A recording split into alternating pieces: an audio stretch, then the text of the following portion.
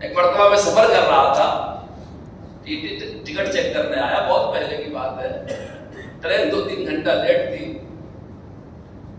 وہ کالی کوٹ پہنتا ہے، ہرا قلم استعمال کرتا ہے، تو جب ہمارے ملک میں جو ہرا پین استعمال کرنے والے افسران ہیں ان کو عزت ہم نے دے رکھی ہے، تب تو ہرا پین استعمال کرتے ہیں، تو ان کو اکرام سے بات کرنا چاہیے۔ میں نے اکرام سے بات کیا، پوری فیملی کے ساتھ سفر کر رہا تھا۔ کہنے لگا سر آپ کرتے کیا ہیں؟ ہماری بات سن، سر آپ کرتے کیا ہیں؟ میں نے کہا آپ کیوں اس بات پوچھتے نہیں، کیا کرتے؟ میں نے کہا ہم دیش چلاتے ہیں۔ تو ہنسنے لگا، کہنے لگا جب آپ دیش چلاتے ہیں تو پھر ہم لوگ کیا کرتے ہیں؟ میں نے کہا سر آپ سے ٹرین بھی نہیں چلائی جاتی، 3 گھنٹہ لیٹ ہے، آپ کچھ کر کے بتائیں۔ احترام حضرات علماء کرام اور دانشوران قوم، جیسا کہ آپ دیکھ رہے ہیں ہمارے مہمان خصوصی حضرت مولانا مفتی معصوم ثاقب صاحب ہمارے درمیان تشریف لے آئے ہیں۔ میں حضرت کو دعوت سکون دینے سے پہلے تھوڑا سا آپ کے سامنے تعارف رکھنا مناسب سمجھتا ہوں۔ ویسے تو خاص کر جو لوگ فن مناظرہ اور رد فرق باطل کے جو مضامین ہیں اس سے تعلق رکھتے ہیں وہ حضرت کے چہرے سے واقف ہی ہوں گے۔ ایک زمانے تک دارالعلوم دیوبند کے اندر جب بھی مناظرے کی نوبت آتی تھی تو دارالعلوم دیوبند کی جانب سے قادیانیوں کے خلاف اور دیوبندیوں کے خلاف حضرت کو اپنا نمائندہ اور ترجمان بنا کر بھیجا جاتا تھا۔ کافی کامیاب اور سکسیس مناظرے بھی کیے ہیں۔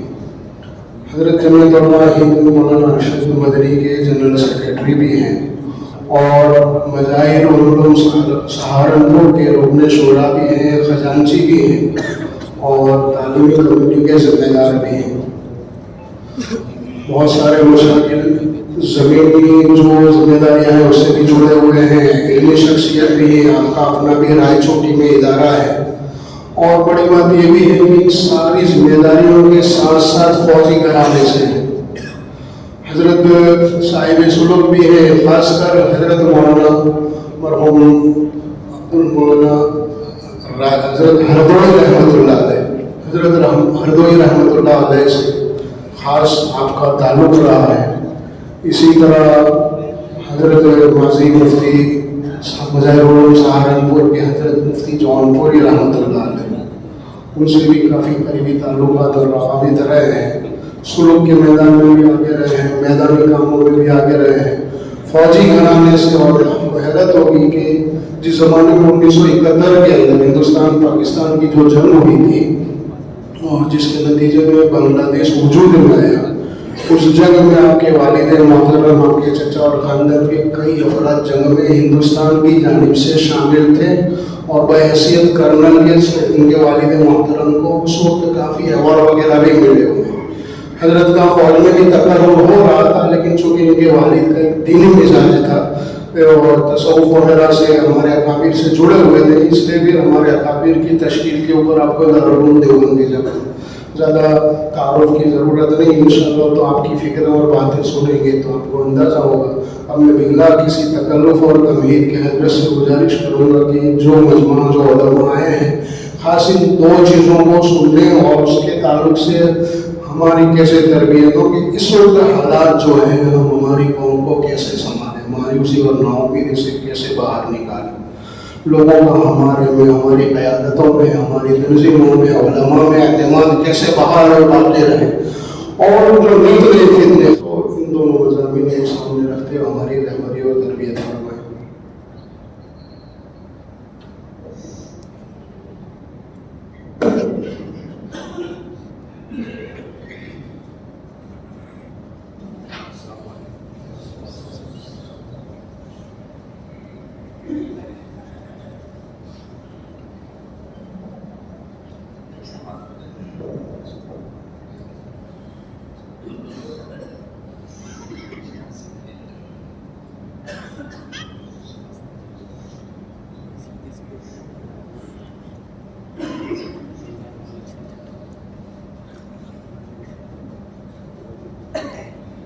درود شریف پڑھو۔ کما صلیت علی ابراہیم وعلی آل ابراہیم انک حمید مجید، اللہم بارک علی محمد وعلی آل محمد۔ باركت على إبراهيم وعلى آل إبراهيم. الحمد لله حمدا كثيرا طيبا مباركا فيه. سبحانك اللهم وبحمدك لك الحمد على حلمك بعد علمك. سبحانك اللهم وبحمدك لك الحمد على عفوك بعد قدرتك. اللهم صل على محمد عبدك ورسولك وصل على المؤمنين والمؤمنات والمسلمين والمسلمات. اما بعد.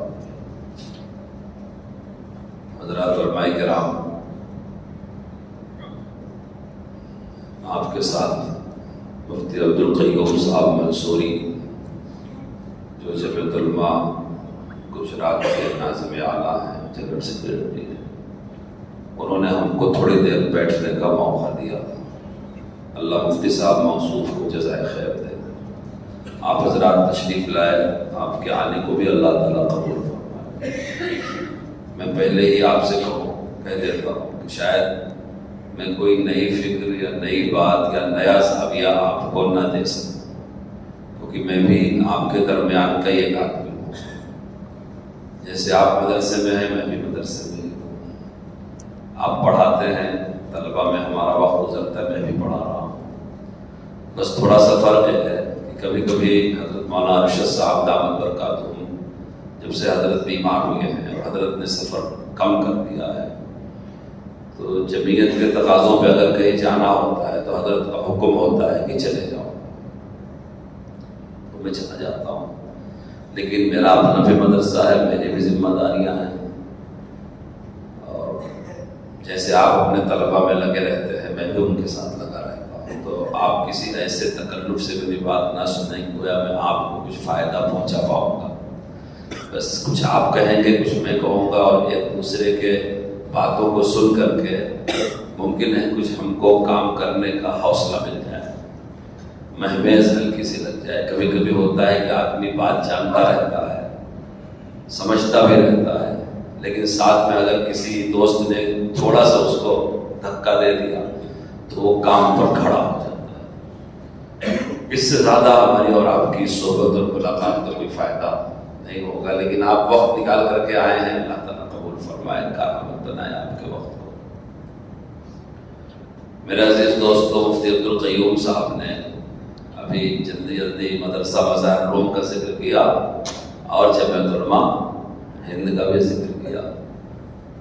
ہمارے بہت سارے علماء کو جس کو پورے طور پر مدرسہ مظاہر العلوم اور خانقاہیں اور جمعیت علماء کی معلومات نہیں ہے، اس کو بڑا عجیب سا لگ رہا ہے. آپ میں سے بہت سے لوگوں کو تعجب ہوا ہوگا کہ یہ انسان ایک طرف جمعیت علماء میں اور ایک طرف مدرسہ مظاہر العلوم میں. مفتی صاحب نے خزانچی بھی کہا، صحیح ہے، چیک پر دستخط بھی کرتا ہوں میں. مظاہر العلوم کی تنخواہیں وغیرہ جو بنتی ہیں مالی معاملات میں لگا رہتا ہوں، اور آپ حضرات ہی پورا کرتے ہیں. گجرات سے بہت تعلق ہے حضرت شیخ مولانا زکریا صاحب رحمۃ اللہ علیہ کا اور حضرت مولانا یونس صاحب رحمۃ اللہ علیہ کا. آپ میں سے بہت سو کو تعجب ہوا ہوگا، تو میں دونوں کی کڑی جوڑ دوں تاکہ آپ کا خلجان دور ہو جائے. کیونکہ بہت ساری جگہ ہمارے علماء سوال بھی کر دیتے ہیں. ہردوئی کا ایک مستقل نظام ہے دعوت الحق کا، اس کی پورے ملک میں 117 شاخیں ہیں، اور اس وقت حضرت حکیم کلیم اللہ صاحب دامت برکاتہم اس کے ذمہ دار ہیں. میرا سفر خالی امیر حسن صاحب کے ساتھ اور حضرت حکیم صاحب کے ساتھ دعوت الحق کے لیے بھی ہوتا تھا. اور مجھے آنے والے 10-11 تاریخ کو حیدرآباد جانا ہے. وہاں دعوت الحق کا بڑا مدرسہ ہے فیض العلوم، وہاں مشورے ہوتے ہیں. آپ میں سے بہت سو کو تعجب ہوتا ہوگا کہ یہ ڈیفرنٹ اینگل کیسا ہے کام کرنے کا. تو میں وہی آپ کو بتا دینا چاہتا ہوں کہ یہ کوئی الگ الگ میدان نہیں ہے، بلکہ ان سارے کاموں کی بنیاد جو ہمارے اکابر نے اس ملک میں شروع کیا وہ حضرت مولانا رشید احمد گنگوہی رحمۃ اللہ علیہ. حضرت گنگوہی بہت ہی جامع شخصیت کے مالک تھے، اور وہی دارالعلوم دیوبند کے بھی سرپرست تھے، مدرسہ مظاہر العلوم کے بھی سرپرست تھے، دعوت و تبلیغ کے بھی سرپرست تھے. جتنے بھی دینی کام اس ملک میں دارالعلوم کے قیام کے ساتھ ساتھ شروع ہوئے تھے، سب کا قبلہ توجہ کنگو تھا. اور آپ حضرت شیخ الحدیث مولانا زکریا صاحب کی آپ بیتی پڑھ لیں تو انہوں نے آپ بیتی میں جہاں کہیں بھی اپنے والد ماجد مولانا محمد یحییٰ صاحب کا ذکر کیا ہے، اسی کے ساتھ ساتھ شیخ الاسلام مولانا حسین احمد مدنی رحمۃ اللہ علیہ کا بھی ذکر کیا ہے، اور بہت کثرت سے حضرت مولانا خلیل احمد سہارنپوری رحمۃ اللہ علیہ کا بھی ذکر کیا ہے. جمعیت علماء اس معنی کر کے ایک مظلوم جماعت ہے کہ ہمارے علماء کرام بھی اس کو نیم سیاسی جماعت سمجھتے ہیں. تو اس لیے کوئی خانقاہی آدمی جمعیت علماء میں آ جائے، کوئی علمی آدمی جمعیت علماء میں آ جائے تو ہم کو بڑا تعجب سا ہوتا ہے، چونکہ ہم نے چشمہ جو لگا رکھا ہے وہ یہ کہ جمعیت علماء نیم سیاسی. ایسے جمعیت علماء کی مجبوری یہ ہے کہ وہ مقدمات دیکھتی ہے، وہ ملکی معاملات کو سمجھ کر کے ویسا ہی رد عمل کر دی. ابھی گیان واپی کا مسئلہ ہوا، کورٹ نے جج صاحب نے چاہتے چاہتے بیاسی کے تہہ خانے میں روزانہ پوجا کرنے کی اجازت دے دیا. اب ایک بہت بڑا طبقہ ہے جو نہ گیان واپی کی تاریخ کو جانتا، نہ بیاسی کا تہہ خانہ جانتا، نہ جو سروے رپورٹ آئی وہ، اور نہ کورٹ کچہری کے سسٹم کو بھی نہیں جانتا ہو. یہ جاننا سب کے لیے ضروری بھی نہیں ہے. ہر آدمی جس کام میں لگا ہے لگا رہے تو اجتماعی طور پر فائدہ ہوتا رہتا ہے. شیخ نے آپ بیتی میں لکھا ہے کہ ایک مرتبہ مولانا مدنی رحمۃ اللہ علیہ کو کراچی کے بندرگاہ سے جدہ جانا تھا، تو کچے مکان سہارنپور تشریف لائے اور مولانا زکریا صاحب سے کہا، کیونکہ حضرت مولانا مدنی عمر میں کافی بڑے تھے اور مولانا زکریا صاحب چھوٹے تھے، ان سے دونوں میں بڑی بے تکلفی تھی.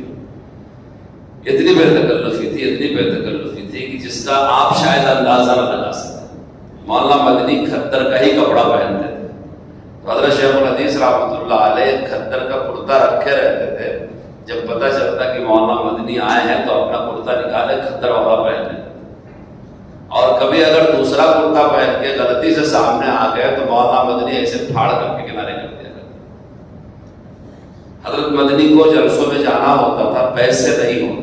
آج تو ہم نہیں سمجھ سکتے کہ پیسے نہیں ہوتے تھے، ہمارے پاس تو الحمدللہ غربت کے موجود ہے، لیکن جانا ضروری ہے اور پیسہ نہیں ہے. تو دیوبند سے سہارنپور آ جاتے اور حضرت شیخ الحدیث سے قرض لیتے اور پھر اگلا سفر جائے. اور وہاں اگر کسی نے پیش کر دیا تو 10 روپیہ 15 روپیہ 50 روپیہ وہاں سے منی آرڈر کر دیتے. حضرت شیخ واپس آنے کے بعد فرماتے ہیں، حضرت آپ انگریزوں کی مخالفت بھی کرتے ہیں، ان کو فائدہ بھی پہنچاتے ہیں. آپ نے منی آرڈر کیا، منی آرڈر کی فیس تو انگریز کے خزانے میں گئی. آپ جب آتے جب دے دیتے، لیکن سفر میں قرضہ ضرور لیتے تھے اور جانے کے بعد ضرور بھیجتے تھے. کبھی آپ بیتی پڑھیں تو آپ کو اندازہ ہوگا. تو اسی دوران کا قصہ ہے کہ حضرت کو جانا تھا جدہ، سہارنپور آئے، فرنٹیئر پکڑنا تھا اور اس سے جانا تھا کراچی. کراچی کی بندرگاہ سے پانی کا جہاز پکڑنا تھا. تو سہارنپور میں پھول اچھے ملتے تھے. حضرت نے کہا، مولانا زکریا محمود نے کہا ہے کہ پھول لانا ہندوستان سے، اس کے درخت لانا، چلو خرید کر کے آتے.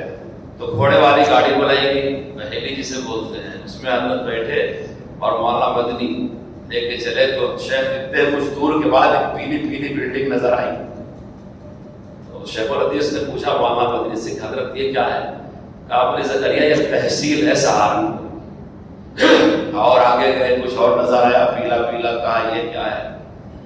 مولانا نے فرمایا، مولانا زکریا کیوں گھبراتے ہو، یہ یہاں کا پولیس اسٹیشن ہے. اور آگے گئے تو کہنے لگے کہ حضرت یہ کیا ہے؟ لگتا ہے آپ نے جیل تک لے جانے کا پورا پروگرام آج بنا لیا ہے اور مجھے اتار دیجیے، میں چلا جاتا ہوں، میرے سبق کا وقت ہو رہا ہے. آج لگتا ہے کہ آپ مجھے لے کر کے ہی جیل جائیں گے پھول خریدنے کے بہانے، آپ نے پورا پروگرام بنا لیا ہے. حضرت مدنی ہنسنے لگے. کہا، مولانا زکریا ایسے ہی بزدل ہمارے ساتھی ہیں، تبھی تو انگریز نہیں جا رہا ہے. اور ایک مفتی مہدی حسن صاحب دارالعلوم میں ہیں، انہوں نے وراثت کا فتویٰ لکھا تھا. تو کورٹ سے سمن آیا کہ مفتی صاحب آ کر کے تصدیق کر دے کہ یہ فتویٰ میرا ہی ہے. تو انہوں نے 2 دن کی رخصت حلالت لگا دیا، چھٹی لگا دیا تاکہ سمن کی تعمیل میں کورٹ نہ جانا پڑے. تو میں آپ سے کہتا ہوں، سب کا ہر بات جاننا کوئی ضروری نہیں ہے. یہ پہلے بھی ہوتا رہا ہے. جو سسٹم مولانا مدنی جانتے تھے، حضرت سہارنپوری جانتے تھے، وہ مولانا زکریا صاحب نہیں جانتے تھے. لیکن اس دور میں فرق یہ ہو گیا ہے، اس وقت جو اکابر نہیں جانتے تھے وہ کرنے والوں پر اعتماد کرتے تھے. آج مسئلہ یہ ہے کہ آپ اگر اپنا سبق بخاری شریف کا اچھا پڑھا رہے ہیں تو آپ ایسے عالم کے کام کو بہت ہی کمتر نگاہوں سے دیکھتے ہیں جو کسی محاذ پر کھڑا ہو. حالانکہ ہمارے اکابر کو ہم دیکھتے ہیں، اگرچہ ان کو یہ سسٹم نہیں معلوم تھا کہ جیل کیا ہے، قید کیا ہے، بیانات پر گرفت کیسے ہوتی ہے، کیسے سمن آنا ہے، کیسے وارنٹ. حضرت مولانا خلیل احمد سہارنپوری رحمۃ اللہ علیہ اور مولانا مدنی رحمۃ اللہ علیہ سب جیلوں میں ساتھ گئے ہیں سوائے مالٹا کے، الگ الگ جیل. اور اس دوستی کی بنیاد تھی مولانا گنگوہی رحمۃ اللہ علیہ کی خانقاہ گنگو. آپ پڑھ کر کے حیات خلیل پڑھ کر کے دیکھیں. وہ غالب نامہ جو ترکوں نے ہندوستان کے مسلمانوں کے لیے بھیجا تھا، غالب پاشا جو اس کے گورنر تھے ان کے نام سے منسوب ہے، اس کا نام ہے غالب نامہ.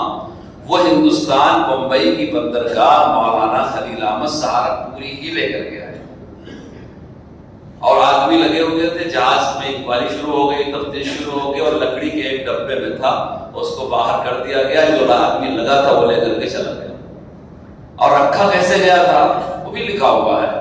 موٹے موٹے تختے تھے، اس کو اندر سے کھوکھلا کر دیا گیا تھا، اسی میں خط ڈال دیا گیا تھا، پھر اس کو جوڑ دیا گیا تھا. اس کے اندر پرانا کپڑا رکھ کر کے ایک فضول لگیج جیسا ساتھ میں کر دیا گیا تھا. اور پتا تھا کہ انکوائری اس کی ہوگی. جب باہر نکلے تو کسٹم سے پہلے وہی باہر آ گیا. اس میں کچھ بھی نہیں تھا، لکڑی اور اس میں پرانا کپڑا. باہر آ گیا، جو آدمی لگا ہوا تھا وہ لے کر کے نکل گیا. لوگوں نے بجائے بخش تلاش کرنے کے مولانا سہارنپوری کو پکڑ لیا اور نینی جیل لے گئے، تفتیش کیا. کئی دن نینی جیل میں رکھا سہارنپوری رحمۃ اللہ علیہ. چونکہ ہم نے اپنے اکابر کی حالات اور ان کی سوانح کا مطالعہ نہیں کیا ہے تو ہم کو بظاہر تعلیمی حلقہ اور خانقاہی حلقہ اور جمعیتی حلقہ اور دعوتی حلقہ سب الگ الگ معلوم ہوتا ہے.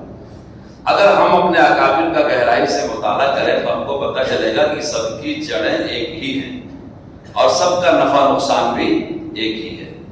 ہم سب ایک باپ دادا کی اولاد ہے، ہماری فکر ایک، ہماری سوچ ایک. ہاں ہماری خدمات الگ الگ ہیں. آنکھ کا کام ہے دیکھنا، زبان کا کام ہے بولنا، دانت کا کام ہے پیسنا، ہاتھ کا کام ہے پکڑنا، دل کا کام ہے دھڑکنا، پھیپھڑوں کا کام ہے آکسیجن لینا اور چھوڑنا. تو الگ الگ کام ہے مگر جسم کے لیے سب کا وجود ضروری ہے.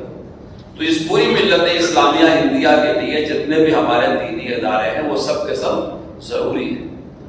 مولانا سہارنپوری رحمۃ اللہ علیہ نے ہی جمعیت علماء ہند کا دستور لکھا ہے. آپ کبھی سوانح پڑھ کر کے دیکھیں. مجھے صفائی اس لیے دینی پڑتی ہے کہ میرے بہت سارے دوست تو کہہ بھی دیا کرتے ہیں اور بہت سارے سوچنے میں پڑ جاتے ہیں کہ اس کے نام کے ساتھ اعلان ہوتا ہے کہ مولانا یونس صاحب سے گہرا تعلق تھا. الحمدللہ حضرت شیخ مولانا یونس صاحب سے میرا بہت گہرا تعلق تھا. جو حضرت کے متعلقین شاگرد خدام ہیں وہ خوب جانتے ہیں اس بات کو.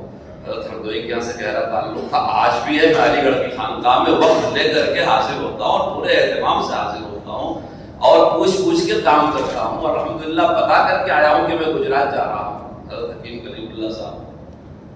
اور اسی طرح جمعیت علماء کی ہر میٹنگ اور ہر مشورے میں، چاہے وہ سیاسی ہو، نیم سیاسی ہو، کورٹ ہو، کچہری ہو، پولیس اسٹیشن ہو، وہاں موجود رہتا ہوں.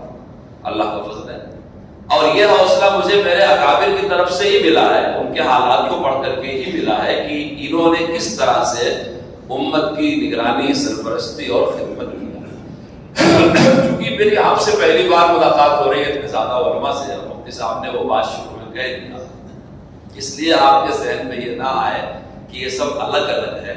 میں آپ کو یہ ذہن سازی کرنا چاہتا ہوں کہ آپ بیتی پڑھیے حضرت شیخ کی، حضرت مولانا خلیل احمد سہارنپوری رحمۃ اللہ علیہ کی حیات خلیل پڑھیے، مولانا مدنی کی نقش حیات پڑھیے، اپنے اکابر کی خدمات کو پڑھیے، حضرت مولانا الیاس صاحب اور ان کی دینی دعوت کو کتاب پڑھیے. تو آپ کو پتہ چلے گا کہ گلاس کوئی سا بھی ہو، اندر کا نشہ والا جو شربت ہے وہ وہی ہے. یعنی یہ حیائے اسلام کی عظیم تحریک. ہمارے اکابر جو علماء ہیں ان کے زمانے میں دنیا میں اور جگہ بھی علماء تھے، لیکن ہم یہ کیوں کہتے ہیں کہ ان اکابر کا بدل دنیا میں کہیں نہیں تھا؟ اس کی وجہ یہ ہے کہ یہ جب دنیا سے گئے ہیں تو انہوں نے دوسری تیسری نہیں آخری صف میں بھی ایسا آدمی پیدا کر دیا ہے جو ان کے جانے کے بعد ان کے کام کو جاری رکھے. سید قطب شہید ایک بہت بڑے عالم گزرے ہیں مصر کے. مصر پر فرانسیسیوں نے کئی بار قبضہ کیا مگر ان کا قبضہ باقی نہیں. میں تحریکات کی تاریخ کے حوالے سے آپ سے عرض کر رہا ہوں. کئی مرتبہ وہ قابض ہوئے مگر پھر چھوڑ دینا پڑا. تو انہوں نے بیٹھ کر کے مشورہ کیا بڑے بڑے دانشوروں نے کہ بھائی وجہ کیا ہے. تو پتہ چلا کہ جب تک جامعہ ازہر ہے جب تک مصر پر کنٹرول حاصل کرنا آسان نہیں. اسی لیے ایک بات لوگ نہیں کہتے, میں اصرار سے کہا کرتا ہوں, اس وقت ہماری سب سے بڑی ضرورت عالم ربانی کا وجود ہے. عالم رب ہمارے یہ اکابر جن کا ہم نام لیتے ہیں یہ علماء ربانی ہیں. ان کی جدوجہد اور حکمتوں سے ہی آج اسلام یہاں بچا ہوا ہے. اور پورے دنیا میں کہیں اگر اسلام کا کام ہو رہا ہے تو اس کے پیچھے انہی بزرگوں کے نام لینے والے موجود ہیں. آپ کسی بھی لائن سے دیکھیں تو سب سے زیادہ ضرورت امت کو ایک عالم ربانی کی ہوتی ہے. اور عالم ربانی جو ہوگا وہ راسخ فی العلم ہوگا. قرآن یاد کر کے بھول گیا تو ماہر قرآن نہیں ہو سکتا. کتاب و سنت کے الفاظ کو نہ سمجھ سکے تو عالم ربانی نہیں ہو سکتا. متقی ہونا, صوفی ہونا, صالح ہونا ایک الگ چیز ہے, مگر عالم ربانی وہ ہے جو کتاب و سنت کا ماہر بھی ہوگا اور مخلص بھی ہوگا. چونکہ ہم نے اپنے مدرسوں کو اس نگاہ سے دیکھنا شروع کر دیا ہے کہ ہمارے مدرسے کے فضلہ دبئی میں, امارات میں, سعودیہ میں جا کے کسی کمپنی کے مندوب کیوں نہیں بنتے, فر عربی زبان میں تقریر کیوں نہیں کرتے. بہت سارے بھولے والے لوگوں نے یہ معیار بنا دیا. ہمارے مدارس کا عربی زبان کا یہ معیار بالکل نہیں ہے. ہم مندوب والی عربی, سیلس مین والی عربی, ترجمان والی عربی ہمارے مد نظر آئی نہیں. ہمارے مد نظر تو کتاب اللہ اور سنت رسول اللہ والی عربی. ممکن ہے ہمارے مدرسے کا فارغ جو مدرسہ ہمارے اکابر نے بنایا ہے اس کا ڈھب ایسا, اس کا طریقہ ایسا, ممکن ہے ہمارے مدرسے کا فاضل فر عربی نہ بول سکے, اسپتالوں میں ترجمانی کا کام نہ کر سکے, ادھر کی دکان کا مندوب نہ بن سکے. لیکن دنیا میں اگر کسی نے قرآن کریم کی کسی ایک لفظ میں کوئی خیانت کیا تو یہ پورے طور سے متوجہ ہو جائے کہ پوری قوم صیغہ کون سا ہے, معنی کون سا ہے, صلہ کون سا ہے, طلاق کا کیا معنی, سعیدہ کا کیا معنی, قعدہ کا کیا معنی, جلسہ کا کیا معنی. کھڑا ہوا جب بیٹھتا ہے اسے قعدہ بولا جاتا ہے, اسے جلسہ بولا جاتا ہے, اور جب لیٹا ہوا بیٹھتا ہے اسے قعدہ بولا جاتا ہے. تو ہم جو اپنے مدرسوں میں عربی پڑھاتے ہیں ہمارا مقصد مندوب اور ترجمان تیار کرنا بالکل نہیں ہے. ہمارا مقصد وہ علماء تیار کرنا ہے جو قرآن کے الفاظ کے ماہر ہوں.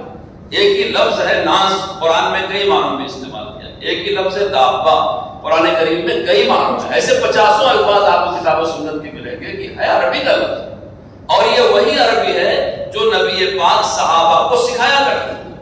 کیونکہ نبی کی خصوصیت میں یہ بھی ہے کہ وہ یعلمہم الکتاب, تو سارے لوگوں کی زبان تو عربی تھی, رسول اللہ سکھاتے کیا تھے, وہی سکھاتے تھے کہ اللہ کی منشا کیا ہے اور اس لفظ کے کتنے مفہوم اور کتنے معانی نکلتے ہیں. تو ہمارے یہ عربی مدرسے جو ہمارے اکابر سے جڑے ہوئے ہیں ان کا مطلب اور ان کا مقصد یہ ہے. تو اس لیے سب سے بڑی ضرورت امت کے لیے عالم ربانی ہے. اب میں بڑی معذرت سے آپ سے کہتا ہوں, آپ جہاں ہیں اگر آپ نصاب نہیں پورا کر رہے ہیں, کتاب نہیں پڑھا رہے ہیں, ہم سے طلبہ ملتے ہیں, ہم پوچھا کرتے ہیں کہ بیٹا کون سی کتاب پڑھ رہے ہو, شرح وقایہ پڑھ رہے ہیں, مہینہ کون سا چل رہا ہے, رجب کا, سبق کہاں چل رہا ہے. اب وہی معلوم ہو جاتا ہے کہ محترم صاحب کتنے فعال ہیں اور استاد صاحب کتنے فعال ہیں. رجب کے مہینے میں شرح وقایہ, ہدایہ, جلالین, بخاری جہاں ہونا چاہیے وہاں کی تعلیم ہونی چاہیے. مہینہ رجب کا چل رہا ہے, کتاب الطہارت, کتاب الصلاۃ بھی ختم نہیں ہوئی. اس کا مطلب ہے کہ آپ عالم ربانی پیدا کرنے میں خیانت کر رہے ہیں اور آپ اپنے اکابر کو نہیں جانتے. حضرت نانوتوی نے جو اصول لکھا ہے اس میں لکھا ہے کہ وہ مقدار خانگی جو طے ہے یا آئندہ طے ہوگی اس کو پورا کرنے کی کوشش کی جائے, ورنہ اول مدرسہ آباد نہ ہوگا, اور اگر آباد بھی ہوگا تو بے فیض ہوگا.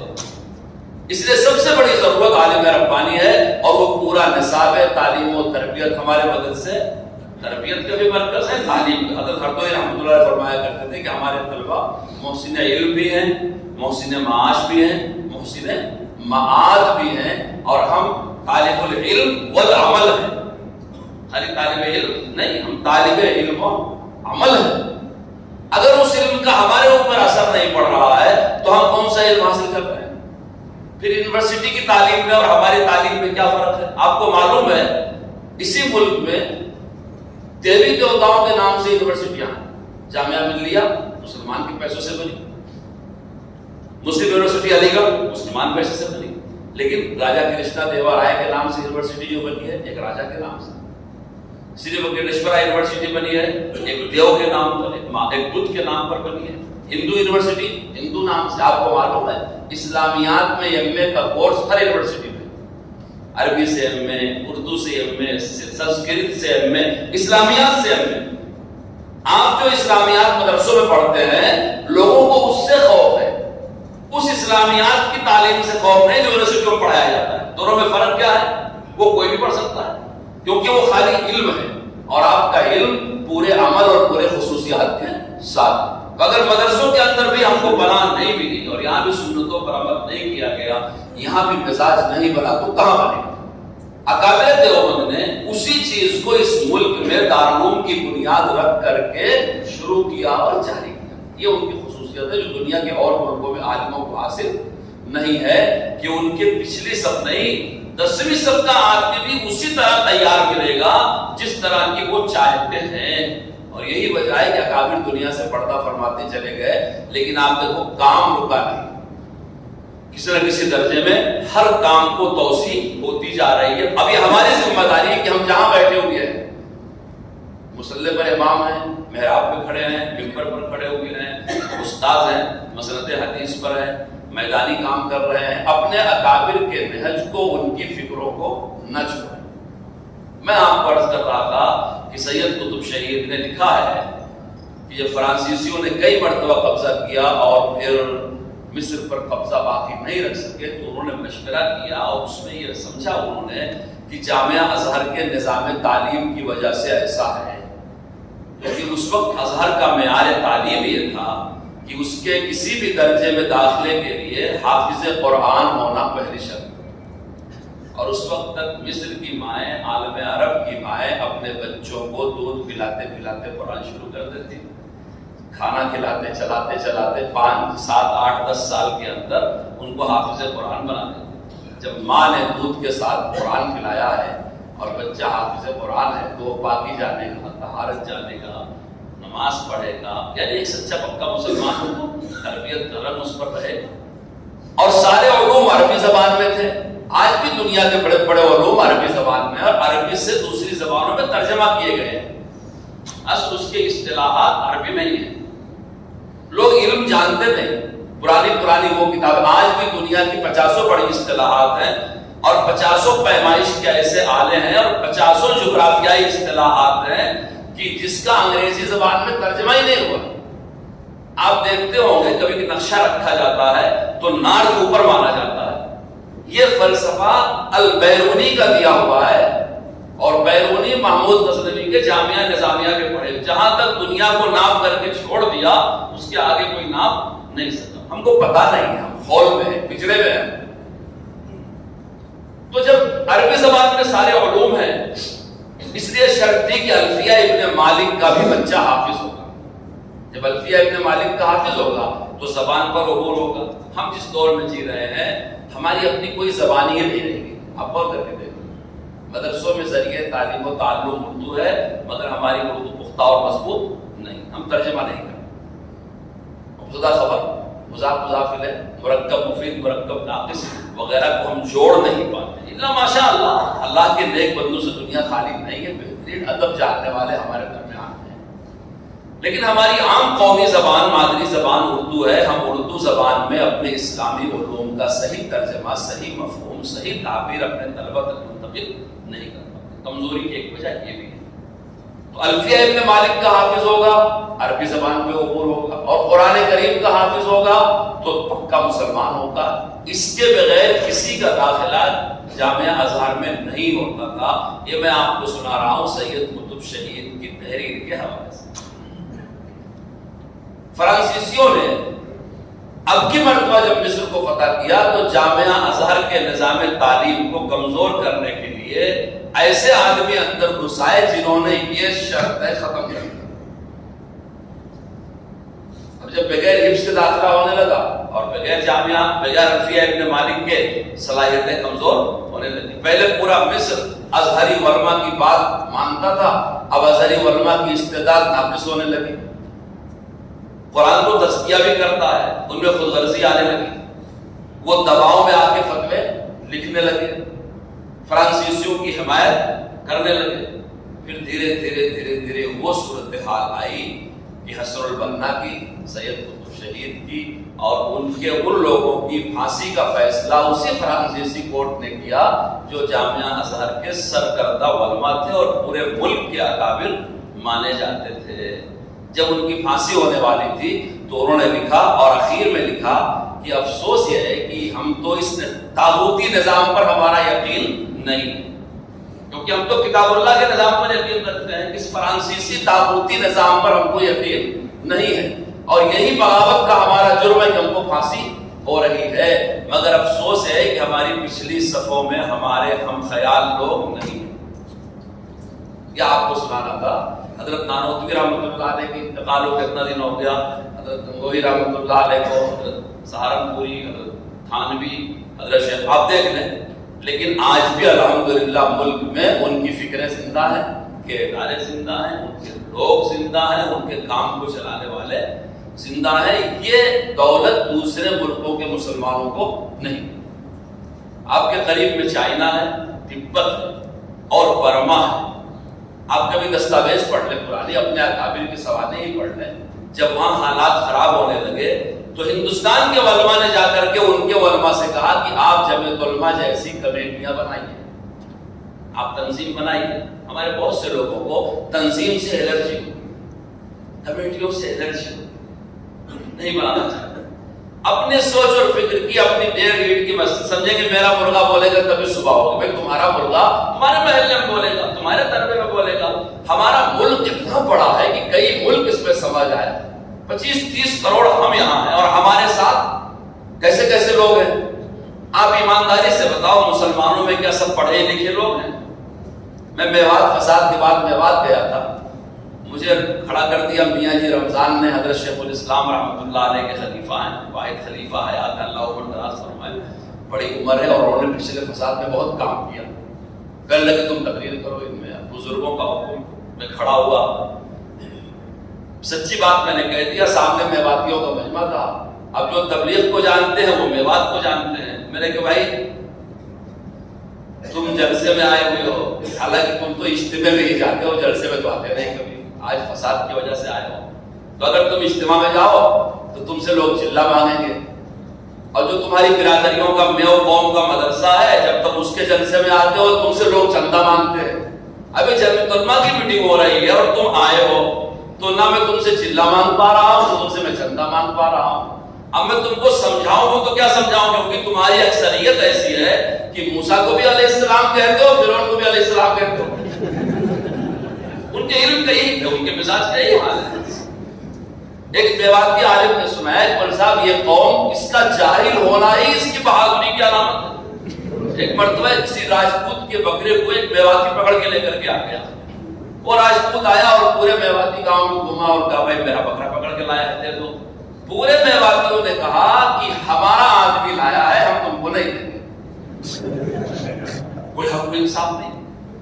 پھر اس نے پوچھا بھائی یہاں کہیں انصاف مل سکتا؟ لوگوں نے کہا یہ پورے لوگ اپنے حضرت جی کی بات مانتے ہیں، وہ مسجد میں امام صاحب ہیں، پورا گاؤں امام صاحب کی بات مانتا ہے۔ وہ بیچارہ مسجد میں آیا، اس نے امام صاحب کے سامنے پوری حالت رکھی کہ جو بکرا لایا تھا راجپوتوں میں، راجستھان سے لایا تھا، وہاں چارہ ختم ہو گیا، یہاں چارہ ہے، میرا ریوڑ ہے، یہ میواتی میرے بکرے پکڑ کے لے کر کے چلے جاتے ہیں، یہ گاؤں کا میواتی میرا بکرا پکڑ کر کے لایا ہے۔ امام صاحب نے کہا بہت برا کیا، بہت غلط کیا، چوری کرنا گناہ ہے، یہ ہوئے، پورے گاؤں کو اکٹھا کر دیا، پورا گاؤں اکٹھا ہوا۔ اس راجپوت سے کہا میں کہہ تو کیا کہتا ہے؟ اس نے پھر وہی کہانی دہرائی، تو جو چرا کے لایا تھا امام صاحب نے کھڑا کیا اسے، کہا تو اس کا بکرا چرا کے لایا ہے؟ کہا ہاں لایا۔ کہا کس لیے لایا؟ کہا قربانی کروں گا۔ تو راجپوت سے کہا تو بیوقوف ہے، اپنے اچھے کام کے لیے بکرا لایا تو واپس رہنے آ گیا تو قربانی کرے گا۔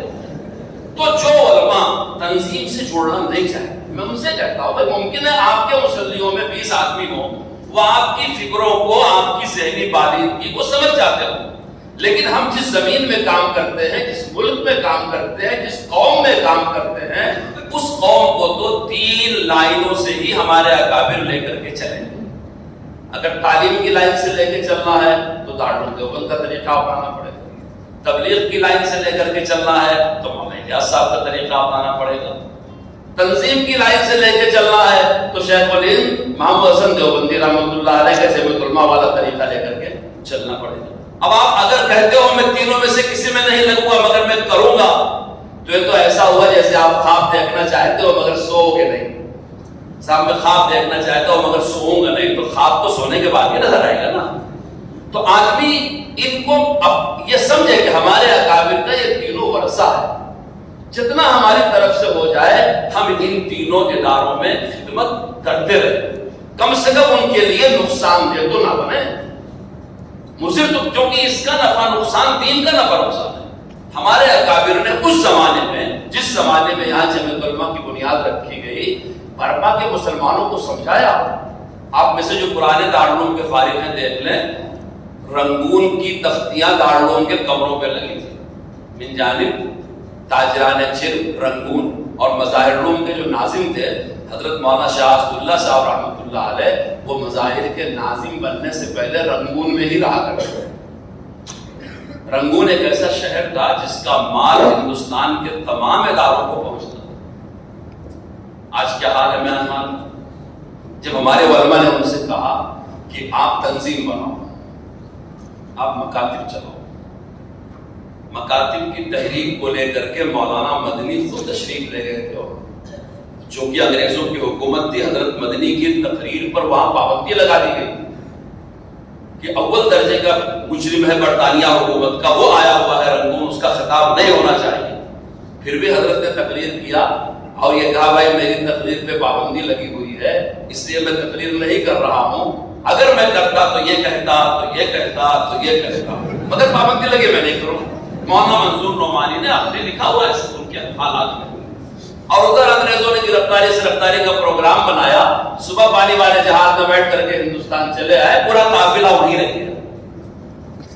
تو اس لیے میرے دوستو، اگر ان لوگوں نے، چائنا والوں نے، تبت والوں نے، برما والوں نے جامع العلماء جیسی کوئی تنظیم بنائی ہو جو زمینی حقائق کا ادراک کر لے، جو قوانین اور ضابطے کو سمجھتے، جو منیمم اور میکسیمم پروگرام، قلیل میعادی طویل میعادی پروگرام، ایسا تو نہیں ہو سکتا کہ آپ چھو منتر ایک مرتبہ کرتے صاحب میدان آپ جیت نہیں ہو سکتا۔ یہ دنیا دارالاسباب ہے نا، نبی سے طاقتور تو کوئی نہیں ہوتا، مگر اس نبی کو محنت کرنی پڑی۔ حضرت سلیمان علیہ السلام کا تخت ہوا کے دوش پہ چلتا تھا کہ نہیں چلتا تھا، مگر رسول اللہ کو ہجرت کرنی ہوئی کہ نہیں، اور آپ اونٹ کے پیٹھ پہ سوار ہو کر کے کئی دن کے بعد وہ قبا پہنچے۔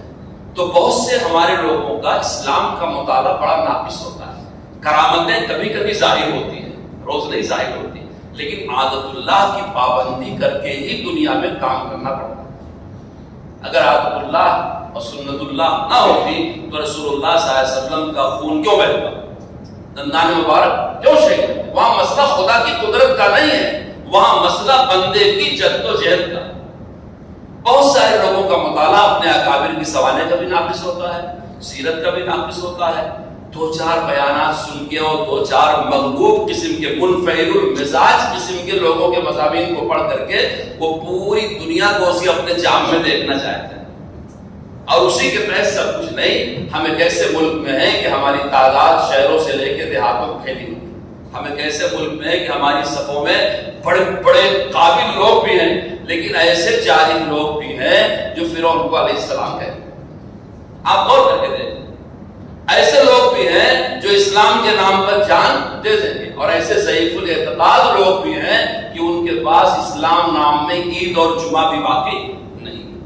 ان کی نگرانی اور سرپرستی اگر آپ کو کرنا ہے جامع العلماء سے جڑنا ہے، کیونکہ جمعیت کی واحد جماعت ہے جس کی یونٹ ملک کے 29 اسٹیٹ کے تقریباً ہر ضلع میں، تھوڑی دیر لگتی ہے پورے ملک میں کسی پیغام کو حاصل کرنے، کسی پیغام کو پہنچانے، اور آپ کو بھلے اس کی اہمیت نہ ہو لیکن مخالفین کو، دشمنان اسلام کو اس کی اہمیت کا خوب اندازہ ہے.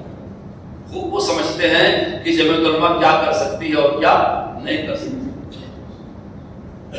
اس لیے ہم کو اور آپ کو اپنے اکابر کے مزاج کو سمجھنا چاہیے، ان کے بنائے ہوئے اداروں سے چھوڑنا چاہیے، تعاون کا مزاج بنانا چاہیے، اپنے شاذ، نادر اور انفرادی مزاج سے بچنا چاہیے.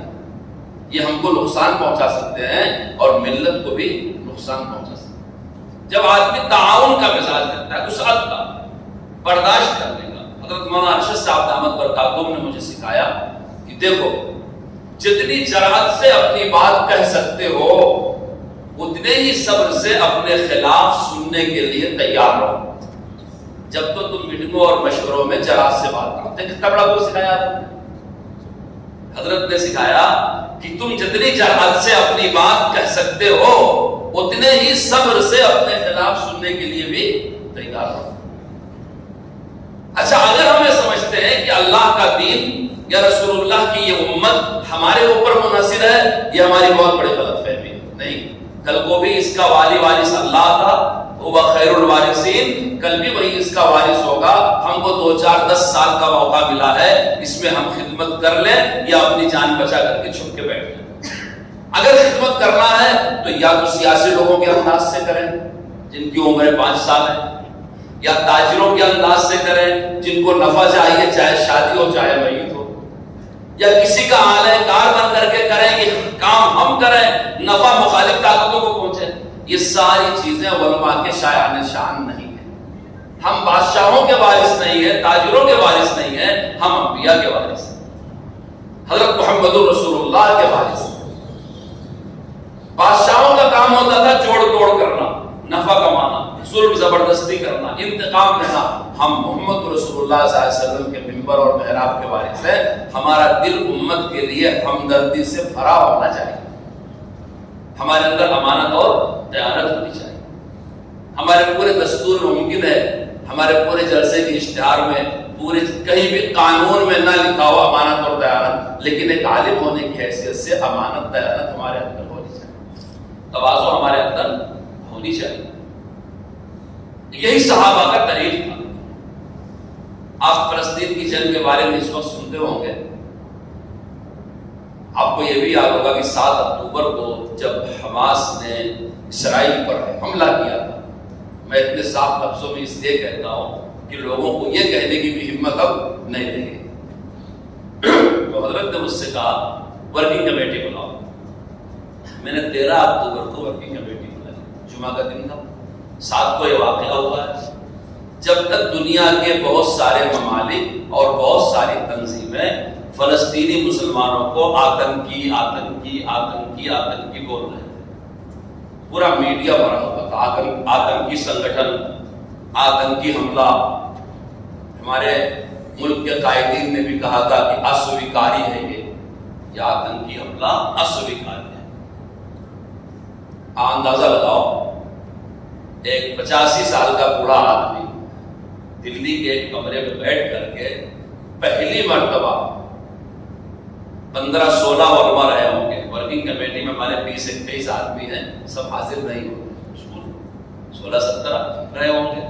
ان کے بیچ میں یہ طے کرتا ہے کہ فلسطینی مسلمانوں پر 70 سال سے جو اسرائیل نے ظلم کیا ہے یہ اس کا فطری رد عمل ہے، اور اسرائیل کو سپر پاور طاقتوں کا تعاون حاصل ہے. اسی لیے وہ سارے اصول، قاعدے، ضابطے کو نظر انداز کر کے نہتی فلسطینیوں پر بم برسا رہا ہے. ہم اس کی مذمت کریں. ایک چھوٹے سے کمرے سے دفتر کے ایک بوڑھے انسان نے چند لائن کا ریزولوشن میں نے اپنے ہاتھ سے لکھوایا. جب دنیا میں پہنچا، میں آپ کے ذہن میں ڈالنا چاہتا ہوں کہ آپ نبیوں کے وارث ہیں جن کی قوت کے سامنے ساری قوتیں سر نگو ہے، کیونکہ آپ کے ساتھ اللہ کا دست قدرت ہے اور خدا کی قدرت پر غالب کوئی نہیں کر سکتا. وہ تجویز عربی میں، انگریزی میں، اردو میں، ہندی میں چھپی 2-3 دن گزرا تھا کہ 2 ملکوں کی اسمبلیوں نے حماس کے بارے میں پاس کیا کہ ان کو دہشت گرد نہیں کہا جا سکتا. جی